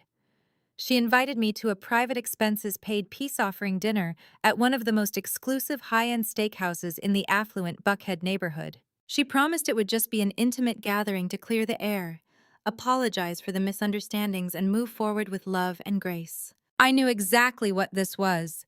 Brenda did not do peace offerings, and she certainly did not apologize. The predatory developer's legal team had likely informed her that overriding a blind trust title hold could take months of litigation if there were any dissenting beneficiaries. Even though she fully believed she controlled the estate, her lawyers had probably advised her to secure a legally binding waiver from me just to expedite the $15 million cash buyout. She was trying to trick me into signing away my rights before her meeting with Mr. Sterling. I could have easily ignored the text message and stayed home. But the opportunity to watch them perform this desperate, pathetic theater was simply too good to pass up. I replied with a single word confirming my attendance, dressed in a sharp, tailored emerald green silk blouse, and drove to the restaurant. The steakhouse was a massive, dimly lit cavern of dark mahogany plush leather booths and crystal chandeliers. The air was thick with the scent of dry, aged beef, expensive truffles, and the quiet murmur of wealth. The hostess led me toward a secluded semi-private dining alcove in the back of the restaurant. When I rounded the corner, I immediately saw that my mother had lied about the intimate nature of the dinner. Brenda, Dominique, and Trayvon were all sitting on one side of a large, curved leather booth. But they were not alone. Sitting directly across from them, wearing a pristine dark suit and a silver cross pinned to his lapel, was Pastor Davis. Pastor Davis was the head of a massive wealthy megachurch in the suburbs, a man whose primary talent was extracting large donations from vulnerable congregations while wearing designer shoes. My mother had clearly bribed him with the promise of a hefty tithe from her impending real estate sale to act as her personal spiritual mercenary. As I approached the table, Brenda immediately stood up, plastering a tragic, welcoming smile across her face. She reached out to hug me, but I smoothly bypassed her outstretched arms and took the seat at the far end of the table, placing my designer handbag on the empty chair beside me. Pastor Davis did not waste a single moment. As soon as I sat down, he leaned forward, clasping his perfectly manicured hands together, and launched into a highly rehearsed, emotionally manipulative monologue. He spoke in a low, soothing, and entirely artificial cadence. He talked extensively about the sacred, unbreakable bond of blood and the divine necessity of absolute forgiveness. He looked at me with deep manufactured pity, gently suggesting that my intense focus on my corporate career had hardened my heart to the softer, more important spiritual values of family loyalty. He framed my refusal to bail Trayvon out of his criminal debts not as a rational financial boundary, but as a severe moral failing that was actively displeasing God. Dominique sat next to him, nodding solemnly, occasionally dabbing the corners of her dry eyes with a white linen napkin. Trayvon tried to look suitably humble, staring down at his empty plate, though the desperate, frantic energy still radiated from him in waves. Brenda played the role of the heartbroken matriarch, sighing heavily and agreeing with every single word the pastor spoke. They were executing a coordinated psychological ambush. They were attempting to weaponize religion guilt and social pressure in a public setting to completely override my logic and force my compliance. They spent 45 minutes talking at me, completely ignoring the reality of their own fraud, theft, and abuse, painting themselves as the innocent victims of my supposed corporate cruelty. I sat perfectly still, listening to their ridiculous performance without interrupting them once. I allowed the waiter to approach the table and take our orders. Because my mother and sister firmly believed they were less than 48 hours away from cashing a $15 million check, they ordered with absolute reckless abandon. Brenda ordered the most expensive reserve bottle of Cabernet Sauvignon on the menu. Trevon ordered a massive, dry-aged tomahawk ribeye steak with a side of butter-poached lobster tail. Dominique requested the imported Wagyu filet and a spread of truffle-infused side dishes. They were celebrating a victory they had not actually won spending money they did not possess. I simply ordered a glass of sparkling water and a small mixed green salad. When the waiter walked away to retrieve the expensive wine, Pastor Davis smoothly transitioned from his spiritual lecture into the actual business transaction. He reached into his leather briefcase resting on the floor and pulled out a thick, cream-colored manila folder. He slid it across the polished wooden table toward me. His tone shifted from a preaching cadence to a slick, transactional whisper. He explained that true spiritual healing required a tangible physical commitment to family unity. He said that Brenda had taken the liberty of having a document drafted, which he referred to as a family unity agreement. He claimed it was just a symbolic gesture, a simple piece of paper designed to officially put all of our past financial disagreements behind us so we could move forward without any lingering resentment. I did not respond to his ridiculous spiritual jargon. I reached out and opened the manila folder. I withdrew the 3 stapled pages and began to read. As a forensic accountant who regularly deals with complex corporate mergers and asset liquidations, my eyes instantly scanned past the flowery, manipulative introductory paragraphs and locked directly onto the dense legal clauses buried on the second page. It was exactly what I had anticipated. This was not a symbolic gesture of peace. It was an ironclad, legally binding quitclaim deed and a total waiver of beneficiary rights. The document explicitly stated that by signing it, Nia Thomas completely surrendered any and all current or future claims, rights, titles, and interests regarding the commercial real estate properties held by the Thomas family estate. It included a specific non-contest clause designed to legally gag, preventing me from ever filing an injunction against the impending sale of the downtown district to the private developer. They had brought me to a high-end steakhouse, hired a corrupt pastor to psychologically break me down, and ordered hundreds of dollars worth of luxury food, all to trick me into blindly signing away a $45 million empire. They genuinely believed I was foolish enough to fall for their cheap theatrical gaslighting. I read the final clause, placed the document back down on the polished wooden table, and looked up at my mother.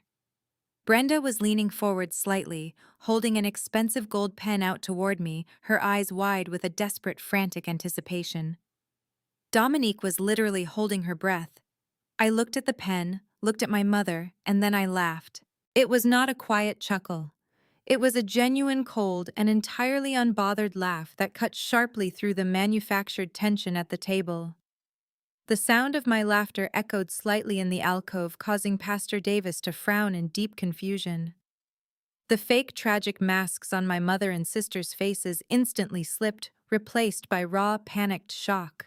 They had thrown their absolute best manipulative tactics at me, and I was treating it like a complete joke. "You actually thought this would work," I said, my voice completely devoid of anger, entirely clinical and amused. "You hired a fake mediator to preach to me about God while simultaneously trying to trick me into signing a quitclaim deed for commercial properties you do not even own." Brenda gasped, her hand trembling slightly as she continued to hold out the gold pen. "Nia," she stammered, dropping the sweet act entirely. "Stop being difficult and just sign the paper. It is just a formality for the lawyers." I picked up the document. I did not break eye contact with my mother as I gripped the thick paper with both hands. With a single sharp motion, I tore the entire legal document perfectly in half. Dominique let out a sharp shriek of horror. Trayvon slammed his fist softly onto the table, his face draining of color. I placed the 2 torn halves directly onto my mother's empty bread plate. "There is no formality, Mother," I said, my voice dropping to a low, icy register. "You cannot sell the commercial district. You are drowning in debt, your house is in foreclosure, and no amount of fake family unity is going to save you from the reality you built for yourselves. I will see you at Mr. Sterling's office." I stood up from the leather booth, grabbed my emerald silk jacket, and slung my handbag over my shoulder. At that exact moment, the waiter returned to the table carrying a massive silver tray loaded with the vintage reserve Cabernet, the giant tomahawk ribeye, the Wagyu steaks, and the towering seafood appetizers they had so arrogantly ordered. He began placing the extravagant, incredibly expensive plates in front of their horrified, pale faces. I looked at the waiter, offered him a polite, brief smile, and pointed directly at my mother. "They will be taking the check tonight," I informed him clearly. I turned around and walked out of the dim alcove, the sharp click of my heels echoing across the mahogany floors. I left them sitting there in stunned, terrified silence, staring at the torn quitclaim deed and an $800 steakhouse bill they absolutely could not afford to pay. The fake intervention had shattered, leaving them with nothing but the rapidly approaching consequences of their own monumental greed. I left them sitting in the dim alcove of the steakhouse, their faces pale in the candlelight, as the waiter set down plates of dry, aged ribeye and lobster they absolutely could not afford. The humiliation of that moment must have burned through Brenda like battery acid. According to the frantic, unhinged voicemails she left on my phone later that evening, they had been forced to awkwardly combine three different nearly maxed out credit cards just to cover the $800 check and the mandatory gratuity. The sheer embarrassment of negotiating a restaurant bill with a confused waiter while wearing thousands of dollars of jewelry broke whatever fragile grip my mother still had on her sanity. By the time the sun rose the next morning, her embarrassment had completely crystallized into a toxic, blinding rage. She was no longer just trying to secure a fast $15 million to save her own skin and protect Trevon's life.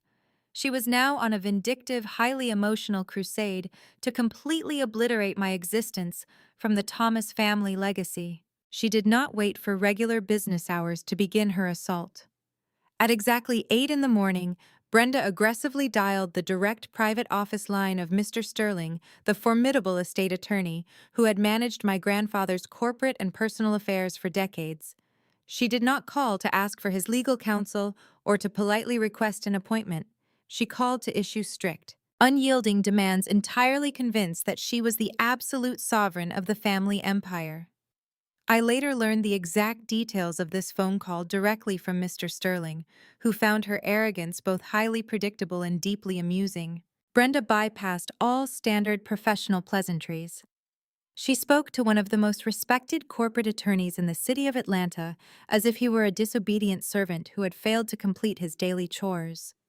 She loudly complained about the utter incompetence of the developer's lawyers, screaming that they were holding up her massive cash transaction over a ridiculous, insignificant title error.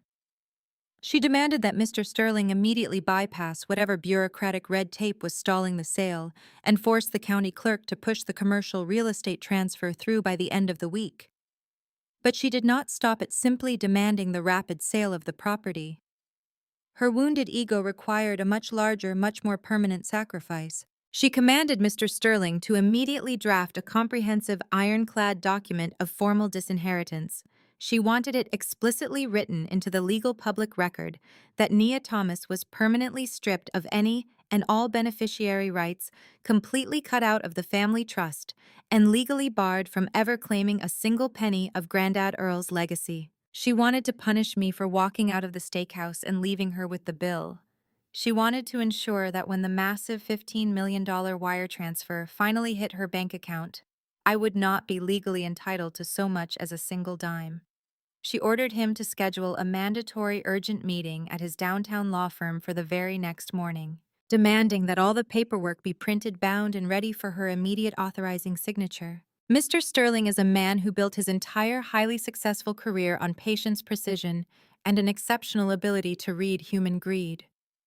He listened to my mother's frantic, aggressive demands without interrupting her once. He knew exactly what she was trying to do. More importantly, he knew exactly what I had already done. He was fully aware that I had already visited the central bank, activated the blind trust using the handwritten letter, and legally transferred the $45 million commercial district entirely into my own corporate holding company. He knew that Brenda was violently demanding the immediate sale of a property she absolutely did not own.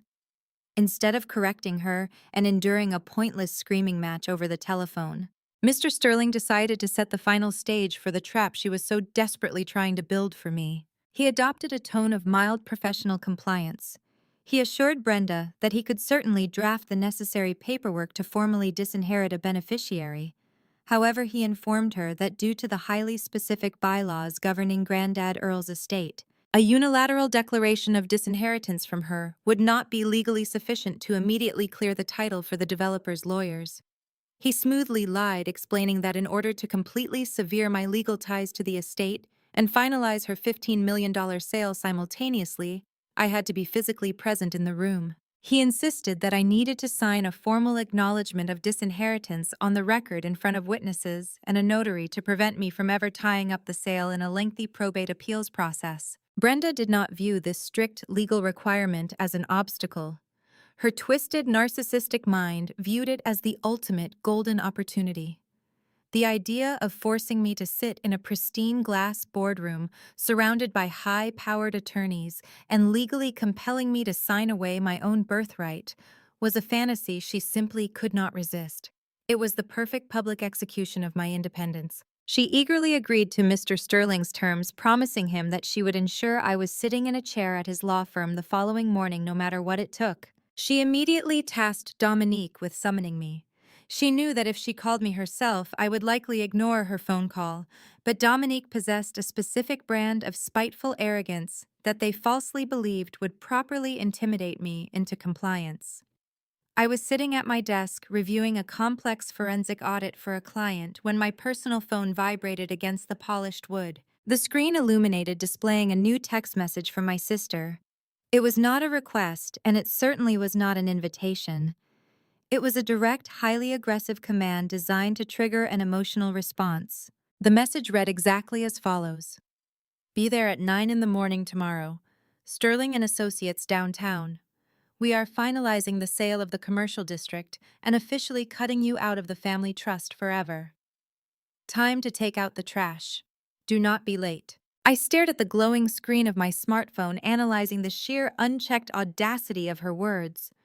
She was actively inviting me to my own financial execution, gleefully celebrating the fact that they were about to sell a massive commercial empire for a tiny fraction of its true value, just to pay off violent underground loan sharks and a delinquent mortgage. They truly believed that tomorrow morning they would walk out of that high-rise law building as multi-millionaires completely free from their debts, while I walked out with absolutely nothing to my name. They were so blinded by their own greed, malice, and desperation that they could not see the massive legal guillotine hanging directly over their heads, waiting to drop. I did not feel fear. I did not feel anxiety. I felt an overwhelming, profound sense of calm wash over my entire body. I closed my audit file, locked my computer terminal, and leaned back in my ergonomic desk chair. I opened the messaging application on my phone and typed my response. I did not ask any questions about the sale. I did not argue, threaten her, or demand lengthy explanations about the disinheritance. I simply gave them exactly what they needed to blindly step right into the center of the trap.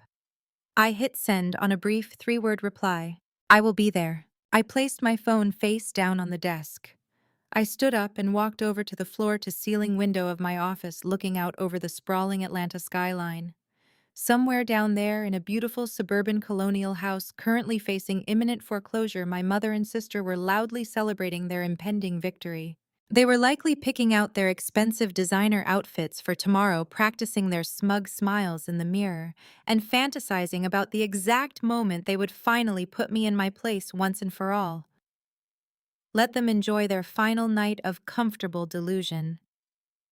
Tomorrow morning, they were going to learn a brutal, irreversible lesson about the sheer power of forensic accounting, the unbreakable nature of a blind trust, and the catastrophic danger of handing the family outcast the very weapon she needed to destroy them. The following morning, Atlanta was enveloped in a thick, unseasonably warm humidity that made the air feel heavy and close. But inside the downtown offices of Sterling and Associates, the climate was meticulously controlled, cool and sterile. The law firm occupied the top 3 floors of a massive steel and glass skyscraper, projecting an aura of absolute unyielding power. I stepped out of the private elevator onto the executive floor precisely at 8:55.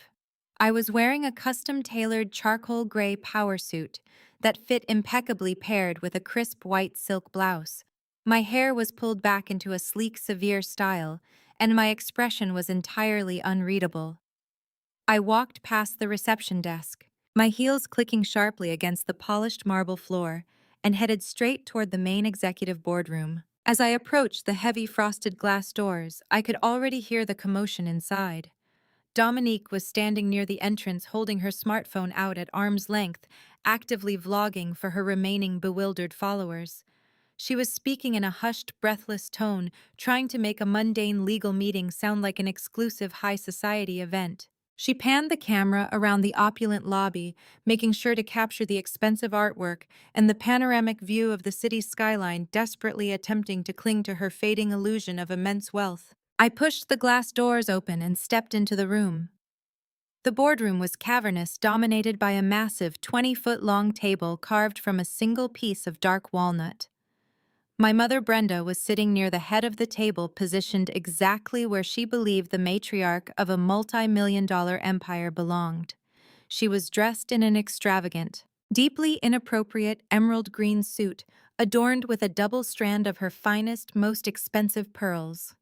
She looked like a woman preparing to accept a Lifetime Achievement Award, rather than a bankrupt widow desperately trying to sell stolen property. Traven was sitting next to her, completely unable to contain his nervous, greedy energy. He was literally rubbing his hands together, his eyes darting frantically around the room, vibrating with the anticipation of impending millions. He was wearing a new suit, undoubtedly purchased on credit he did not have, attempting to project the image of a savvy tech investor closing a massive deal. Sitting across from them, looking entirely out of place in the refined, conservative environment of a prestigious law firm, was the predatory real estate developer. He was a large, imposing man with a thick neck and a cheap suit, tapping a heavy gold pen against his leather portfolio. He did not look like a man interested in family dynamics or legal nuance. He looked like a shark smelling blood in the water, waiting impatiently to swallow the commercial district whole. A heavy leather-bound checkbook was resting visibly on the table right in front of him, serving as the ultimate tantalizing bait for my mother and sister. At the very head of the table sat Mr. Sterling. He was a distinguished older gentleman with silver hair, sharp, intelligent eyes, and an expression of profound, unbreakable calm. He was organizing a stack of thick legal documents, his movements slow, deliberate, and precise. When I walked into the room, the entire dynamic instantly shifted. Dominique hastily ended her live broadcast and scrambled into a chair next to Trayvon, her face pulling into a tight, vicious sneer. Trayvon stopped rubbing his hands together and glared at me, trying to look intimidating. Brenda sat up straighter, adjusting her pearls, her eyes locking onto mine with a mixture of absolute hatred and triumphant arrogance. I did not offer a single greeting. I walked to the opposite end of the long walnut table, pulled out a heavy leather chair, and sat down, directly facing my mother. I placed my designer handbag on the table, folded my hands neatly in front of me, and waited. Brenda did not waste a single second. She wanted to execute her public humiliation immediately. She reached out with a manicured hand, picked up a thick stack of stapled papers from the center of the table, and shoved them aggressively down the polished wood toward me. The papers slid to a halt just inches from my folded hands.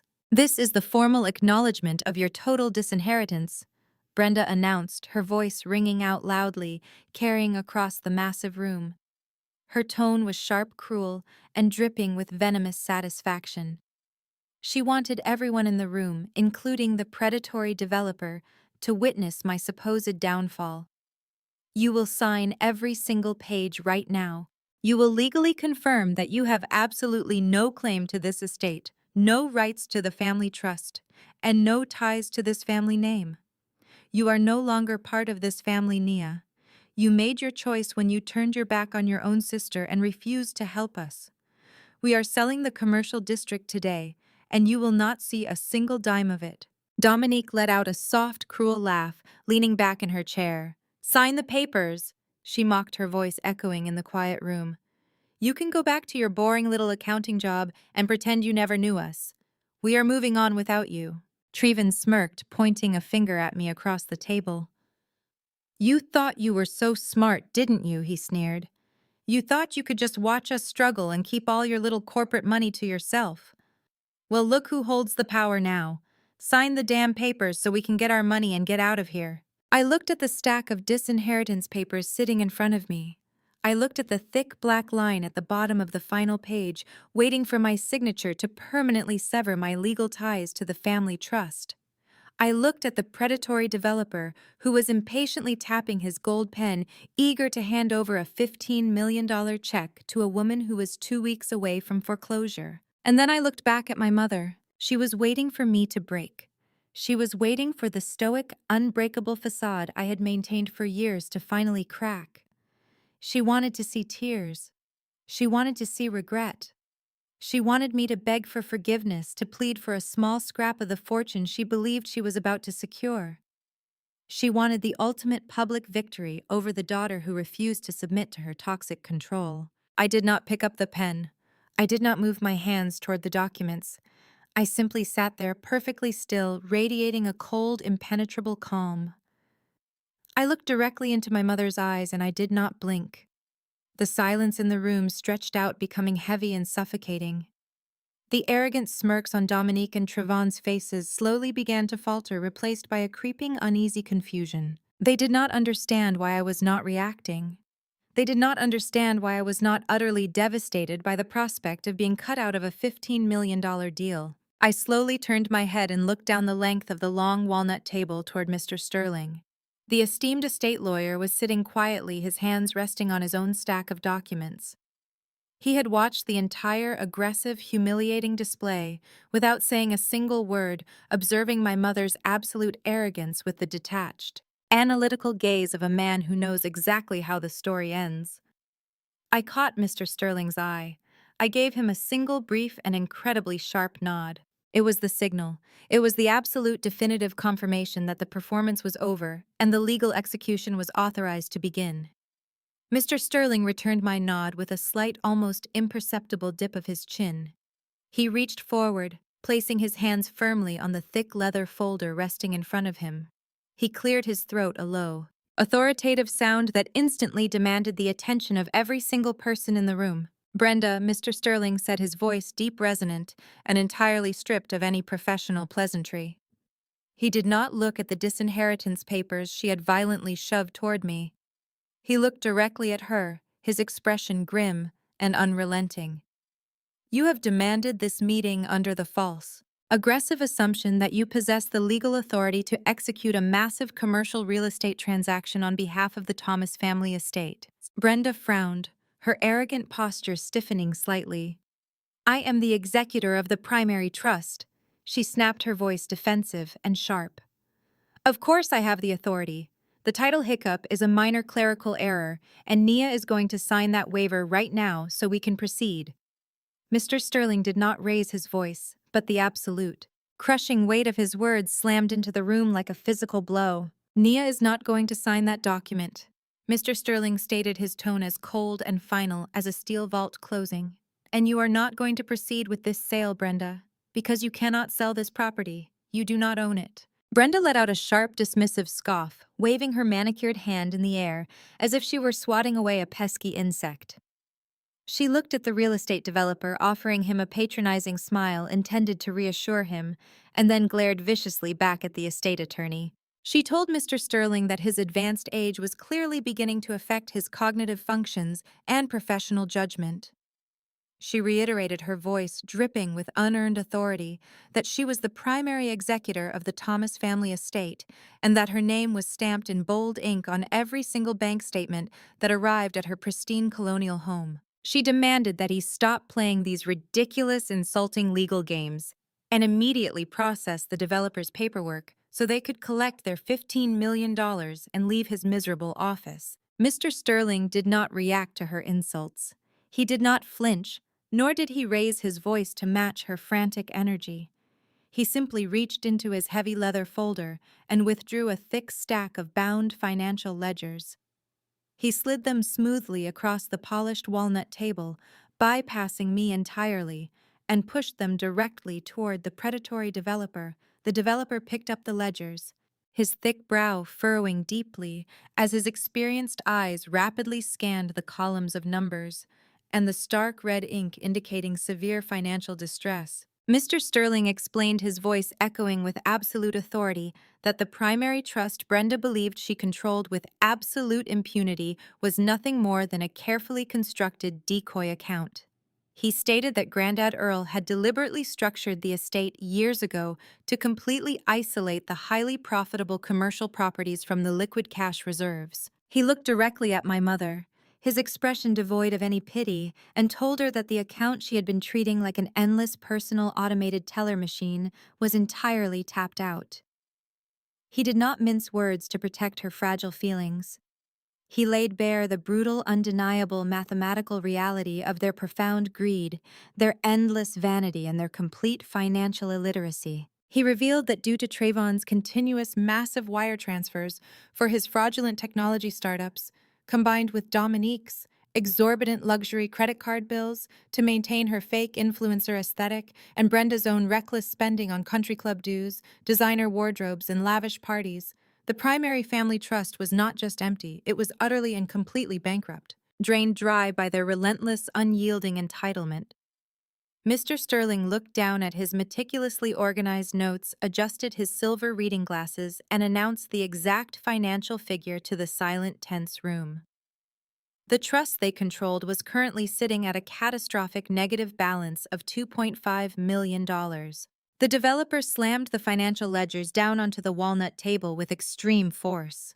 The loud, violent smack of paper against wood echoed like a gunshot, making Trayvon jump violently in his seat. The developer's face turned a dark, furious shade of crimson, the veins in his thick neck pulsing visibly. He looked at Brenda with absolute, unfiltered disgust, realizing instantly that he had wasted his precious time and expensive legal resources negotiating a multi-million-dollar cash buyout with a woman who did not even have the basic liquidity to buy him a cup of coffee. He realized she was not a powerful matriarch, but a desperate, bankrupt fraud attempting to sell stolen goods. He grabbed his heavy, leather-bound checkbook, shoved it aggressively into his briefcase, and stood up from the table. He pointed a thick, menacing finger at my mother, warning her in a low, dangerous voice never to contact his development firm again, and stormed out of the boardroom. The heavy glass doors slammed shut behind him, sealing their financial doom. Brenda watched him leave, her mouth opening and closing in silent, pathetic shock. She turned her panicked, desperate gaze back to Mr. Sterling. Her voice trembled violently as she aggressively demanded a full explanation. She yelled that it was mathematically impossible for the family trust to be in the negative. She screamed that the downtown commercial district alone generated millions of dollars in annual revenue, and she demanded to know exactly where all of her money was currently being hidden from her. She refused to accept that her reign as a wealthy socialite was officially over. Trayvon was now gripping the edge of the walnut table so tightly his knuckles had turned completely white. He looked at Dominique, his eyes wide with a frantic, animalistic terror that stripped away every ounce of his fake entrepreneurial bravado. He whispered loudly, demanding to know what the lawyer meant by a negative balance of $2.5 million, he reminded her. His voice cracking with pure, unadulterated panic that the violent underground loan sharks were expecting their massive cash payment by the end of the day. If the trust was bankrupt and the developer had just walked out with the only checkbook that could save them, Trayvon was effectively a dead man walking. He began muttering to himself about having to flee the state before nightfall. Dominique completely ignored her husband's escalating panic. She slammed her hands flat onto the table and leaned forward, her face twisted into a mask of ugly, desperate rage. She pointed a trembling finger at Mr. Sterling and accused him of actively conspiring with me to embezzle the family funds. She shrieked that they were going to hire an entire team of aggressive corporate litigators to audit every single document in his law firm, threatening to have him disbarred, publicly ruined, and thrown in federal prison for stealing their generational wealth. She was desperately clinging to the only tactic she knew, which was throwing loud, baseless tantrums to get her way. Mr. Sterling watched her unhinged outburst with the mild, detached amusement of a scientist observing a highly predictable chemical reaction. He waited patiently for Dominique to completely run out of breath and collapse back into her chair. When the massive boardroom finally fell quiet again, save for the sound of Trevin's ragged, panicked breathing, the elderly attorney calmly folded his hands on the table.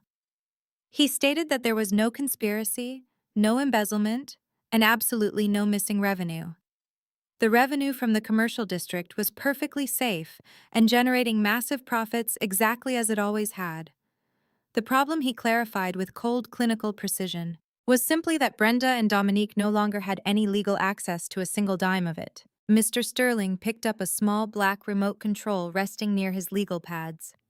He pressed a single button, and the heavy automated blinds covering the floor-to-ceiling windows smoothly descended, plunging the massive boardroom into a dramatic, calculated darkness.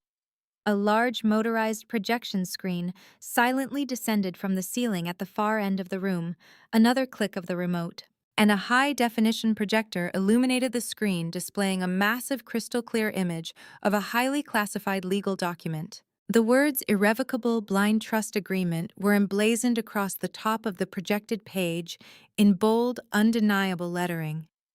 Below that heading, the specific municipal property identification numbers for every single building, warehouse, and retail plaza in the lucrative downtown commercial district were meticulously listed in sharp black ink. Mr. Sterling stood up from his chair, utilizing a red laser pointer to highlight a specific densely worded paragraph near the bottom of the projected document. He explained to the terrified, completely silent room that exactly 5 years ago, Grandad Earl had legally and permanently severed the commercial empire from the Decoy Trust. He had placed the entirety of his life's work into this specific blind trust to protect it from the exact type of financial ruin Brenda and Trayvon had just managed to achieve. He knew their greed would eventually destroy the liquid assets, so he built a fortress around the real estate. Brenda stared at the glowing screen, her face draining of all color, until she looked physically ill. The pearls around her neck suddenly looked heavy and ridiculous. She whispered, her voice barely audible over the low hum of the projector, asking exactly who controlled the blind trust and where the assets had been transferred. Mr. Sterling clicked the remote again. The projection shifted seamlessly to the final page of the trust agreement. It displayed the highly unorthodox ironclad conditional trigger clause. He read the clause aloud, his deep voice booming through the quiet room with the absolute finality of a judge's gavel striking wood. The document explicitly stated that the absolute ownership of the $45 million commercial real estate empire would immediately and irrevocably transfer to Nia Thomas on the exact date and time that a direct family member willingly handed her a specific sealed envelope containing a certified watermark code. The realization hit Dominique with the devastating, crushing force of a physical blow. She gasped sharply, bringing both hands up to cover her mouth in absolute horror as her pristine influencer world shattered into a million irreparable pieces. Her eyes darted wildly toward me, flashing back to the vivid memory of the Sunday dinner table. She remembered storming over to the antique china cabinet in a fit of jealous, petty rage.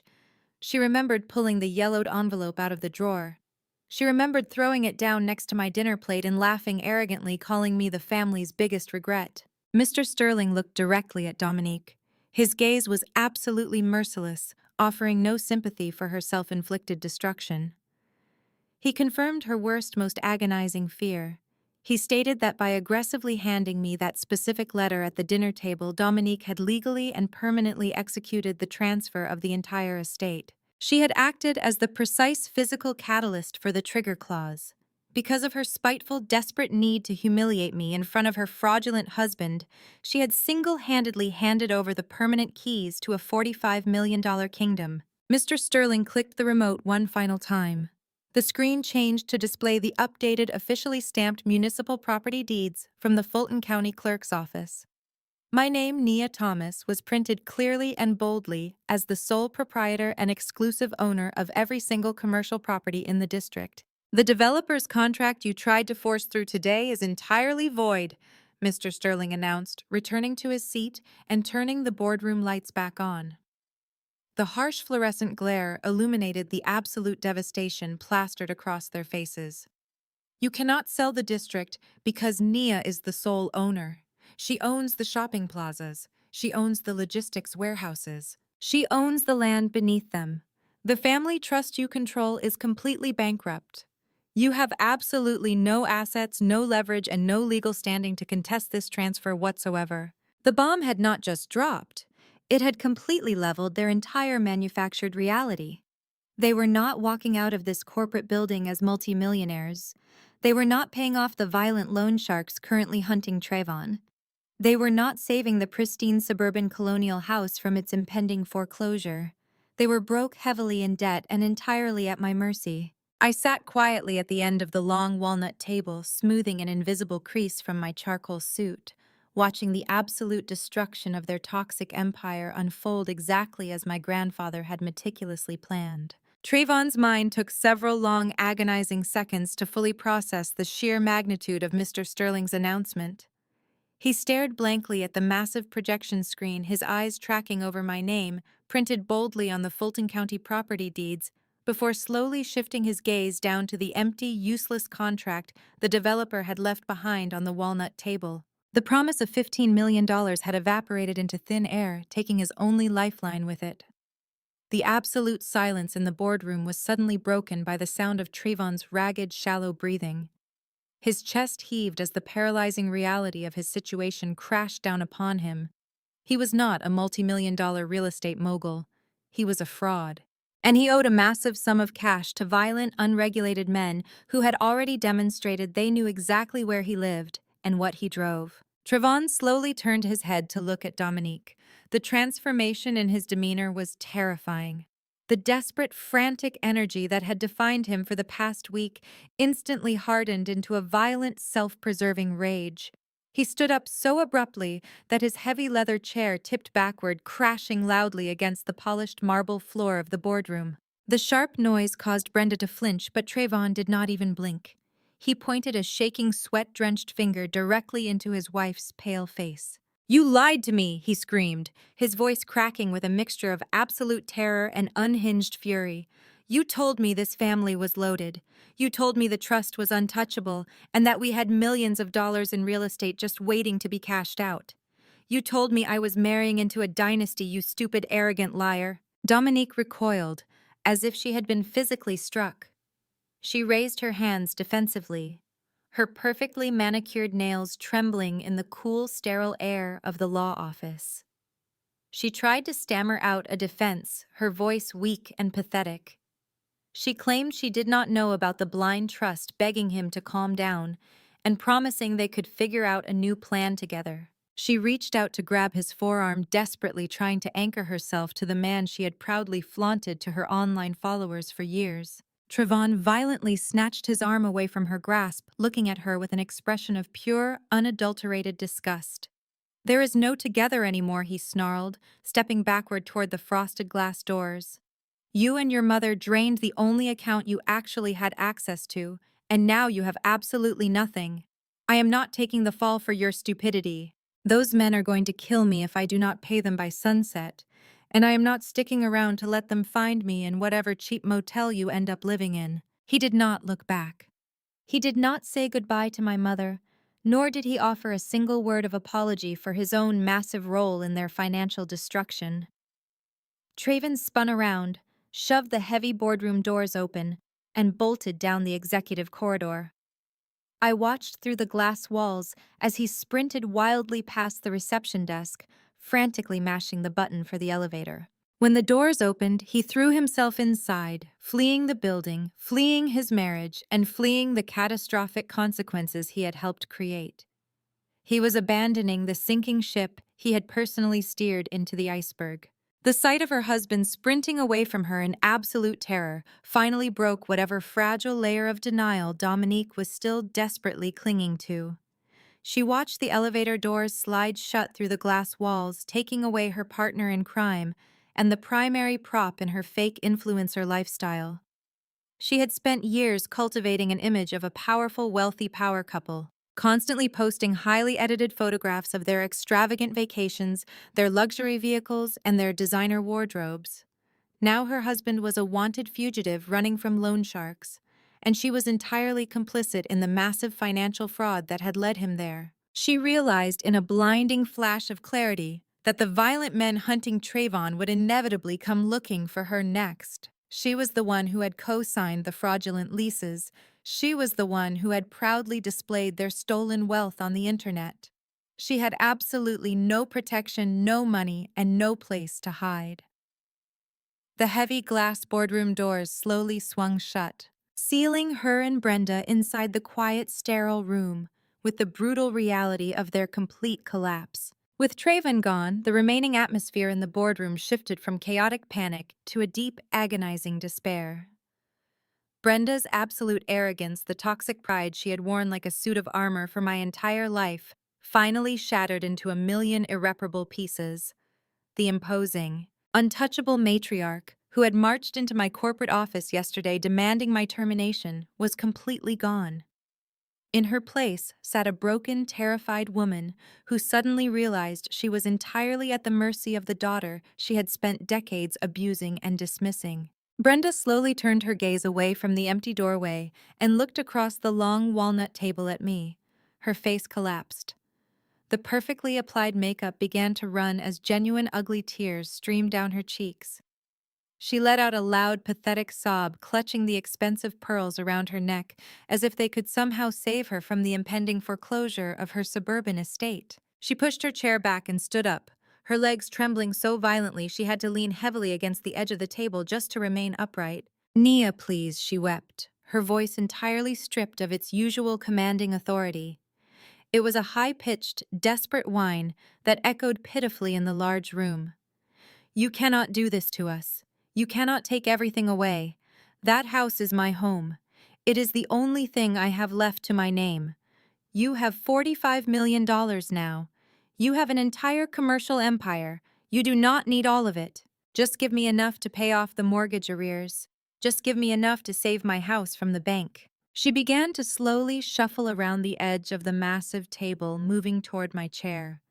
As she walked, her begging escalated into an intense emotional manipulation, falling back on the oldest, most toxic guilt trip in her limited arsenal.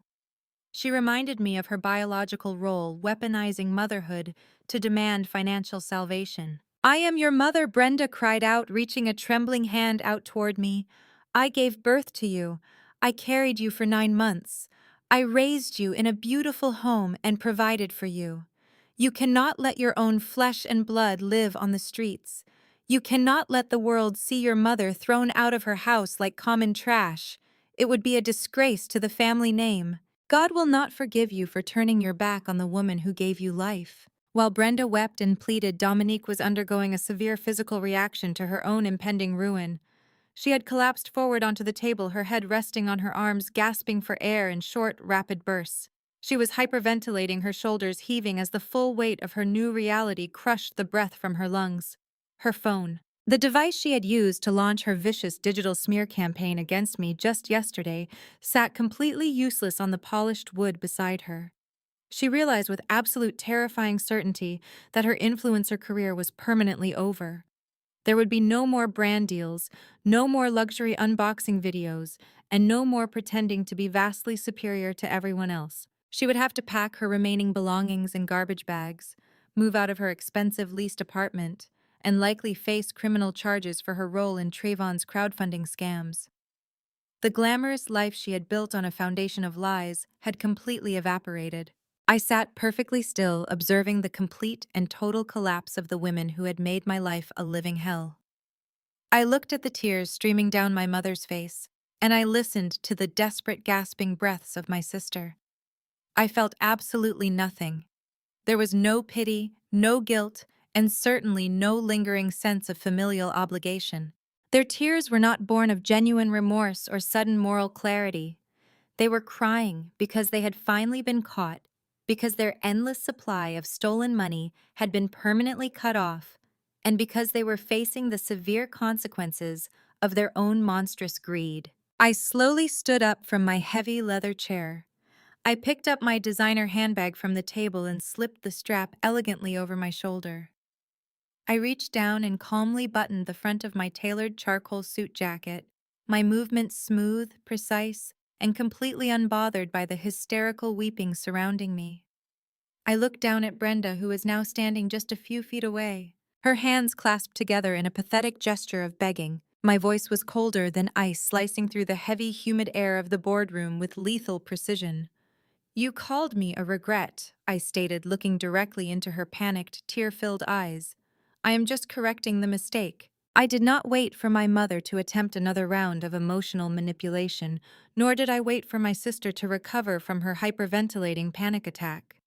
I had anticipated this exact scenario for the last 3 days.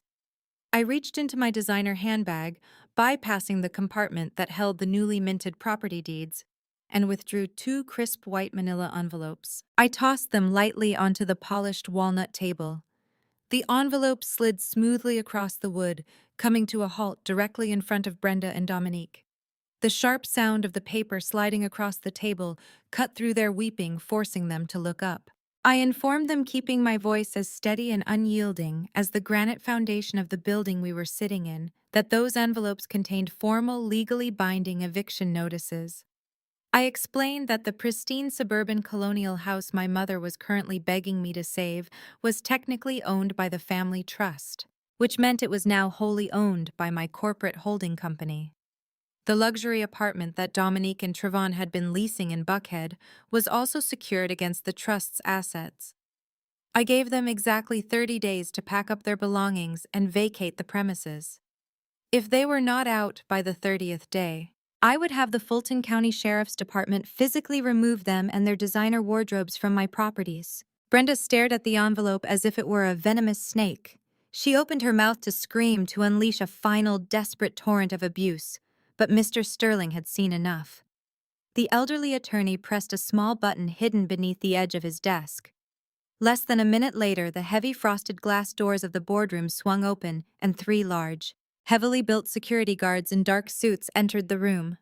Mr. Sterling calmly instructed the guards to escort the 2 women out of the building and to ensure they never set foot on the premises again. Brenda tried to dig her heels into the expensive carpet, wailing loudly about family loyalty, but the guards simply took her by the arms and guided her firmly toward the elevator. Dominique followed blindly behind her, clutching her useless smartphone completely shattered. The heavy glass doors closed behind them, and the suffocating toxic cloud that had followed me for my entire life finally dissipated, leaving behind nothing but the quiet, clean air of absolute victory. 6 months have passed since that morning in the glass boardroom, and the landscape of my life looks entirely different. The 30-day eviction notices were enforced. Without the endless supply of stolen trust fund money, my mother and sister experienced a rapid, brutal descent into the reality they had spent their entire lives trying to avoid. Trevon's frantic attempt to flee the city was completely unsuccessful.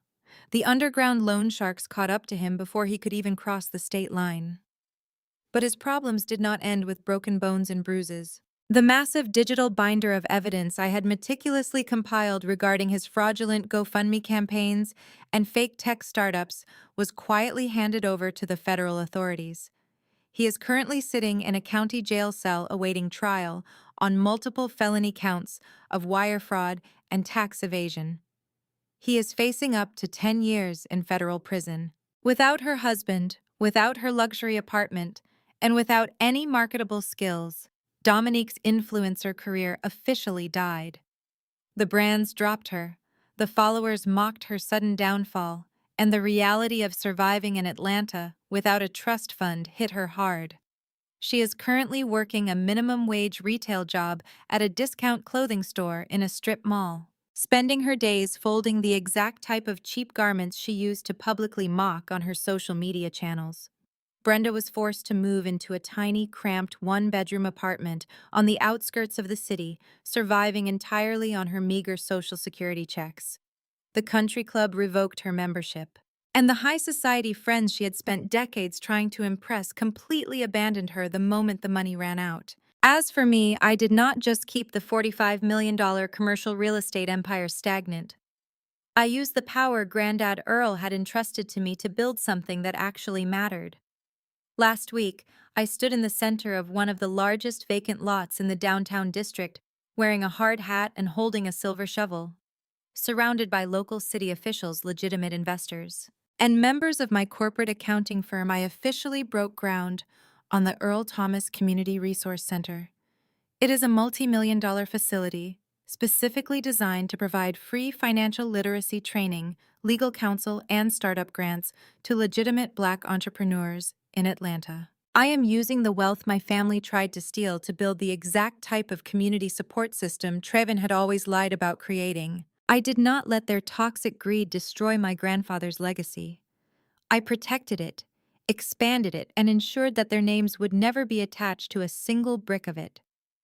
Looking back on the entire ordeal, the most profound lesson I learned was not about forensic accounting or the intricacies of blind trust law. It was a lesson about the true definition of family. Family isn't blood, it's respect. It is the people who choose to support you, the people who celebrate your intelligence, and the people who do not demand your destruction to fuel their own vanity. When the people who share your DNA refuse to give you that respect, you do not have to sit there and take it. You do not have to shrink yourself to make them comfortable. You use your intellect. You use the truth, and if necessary, you use the full weight of the law to take your power back. Have you ever had to legally protect yourself from the toxic greed of your own family members? Have you ever had to draw an ironclad boundary to stop someone you loved from dragging you down with them? Drop your story in the comments below. Hit subscribe to join a community of people who refuse to be victims. And whatever you do, never let anyone, not even your own mother or sister, dim your light to hide their own failures.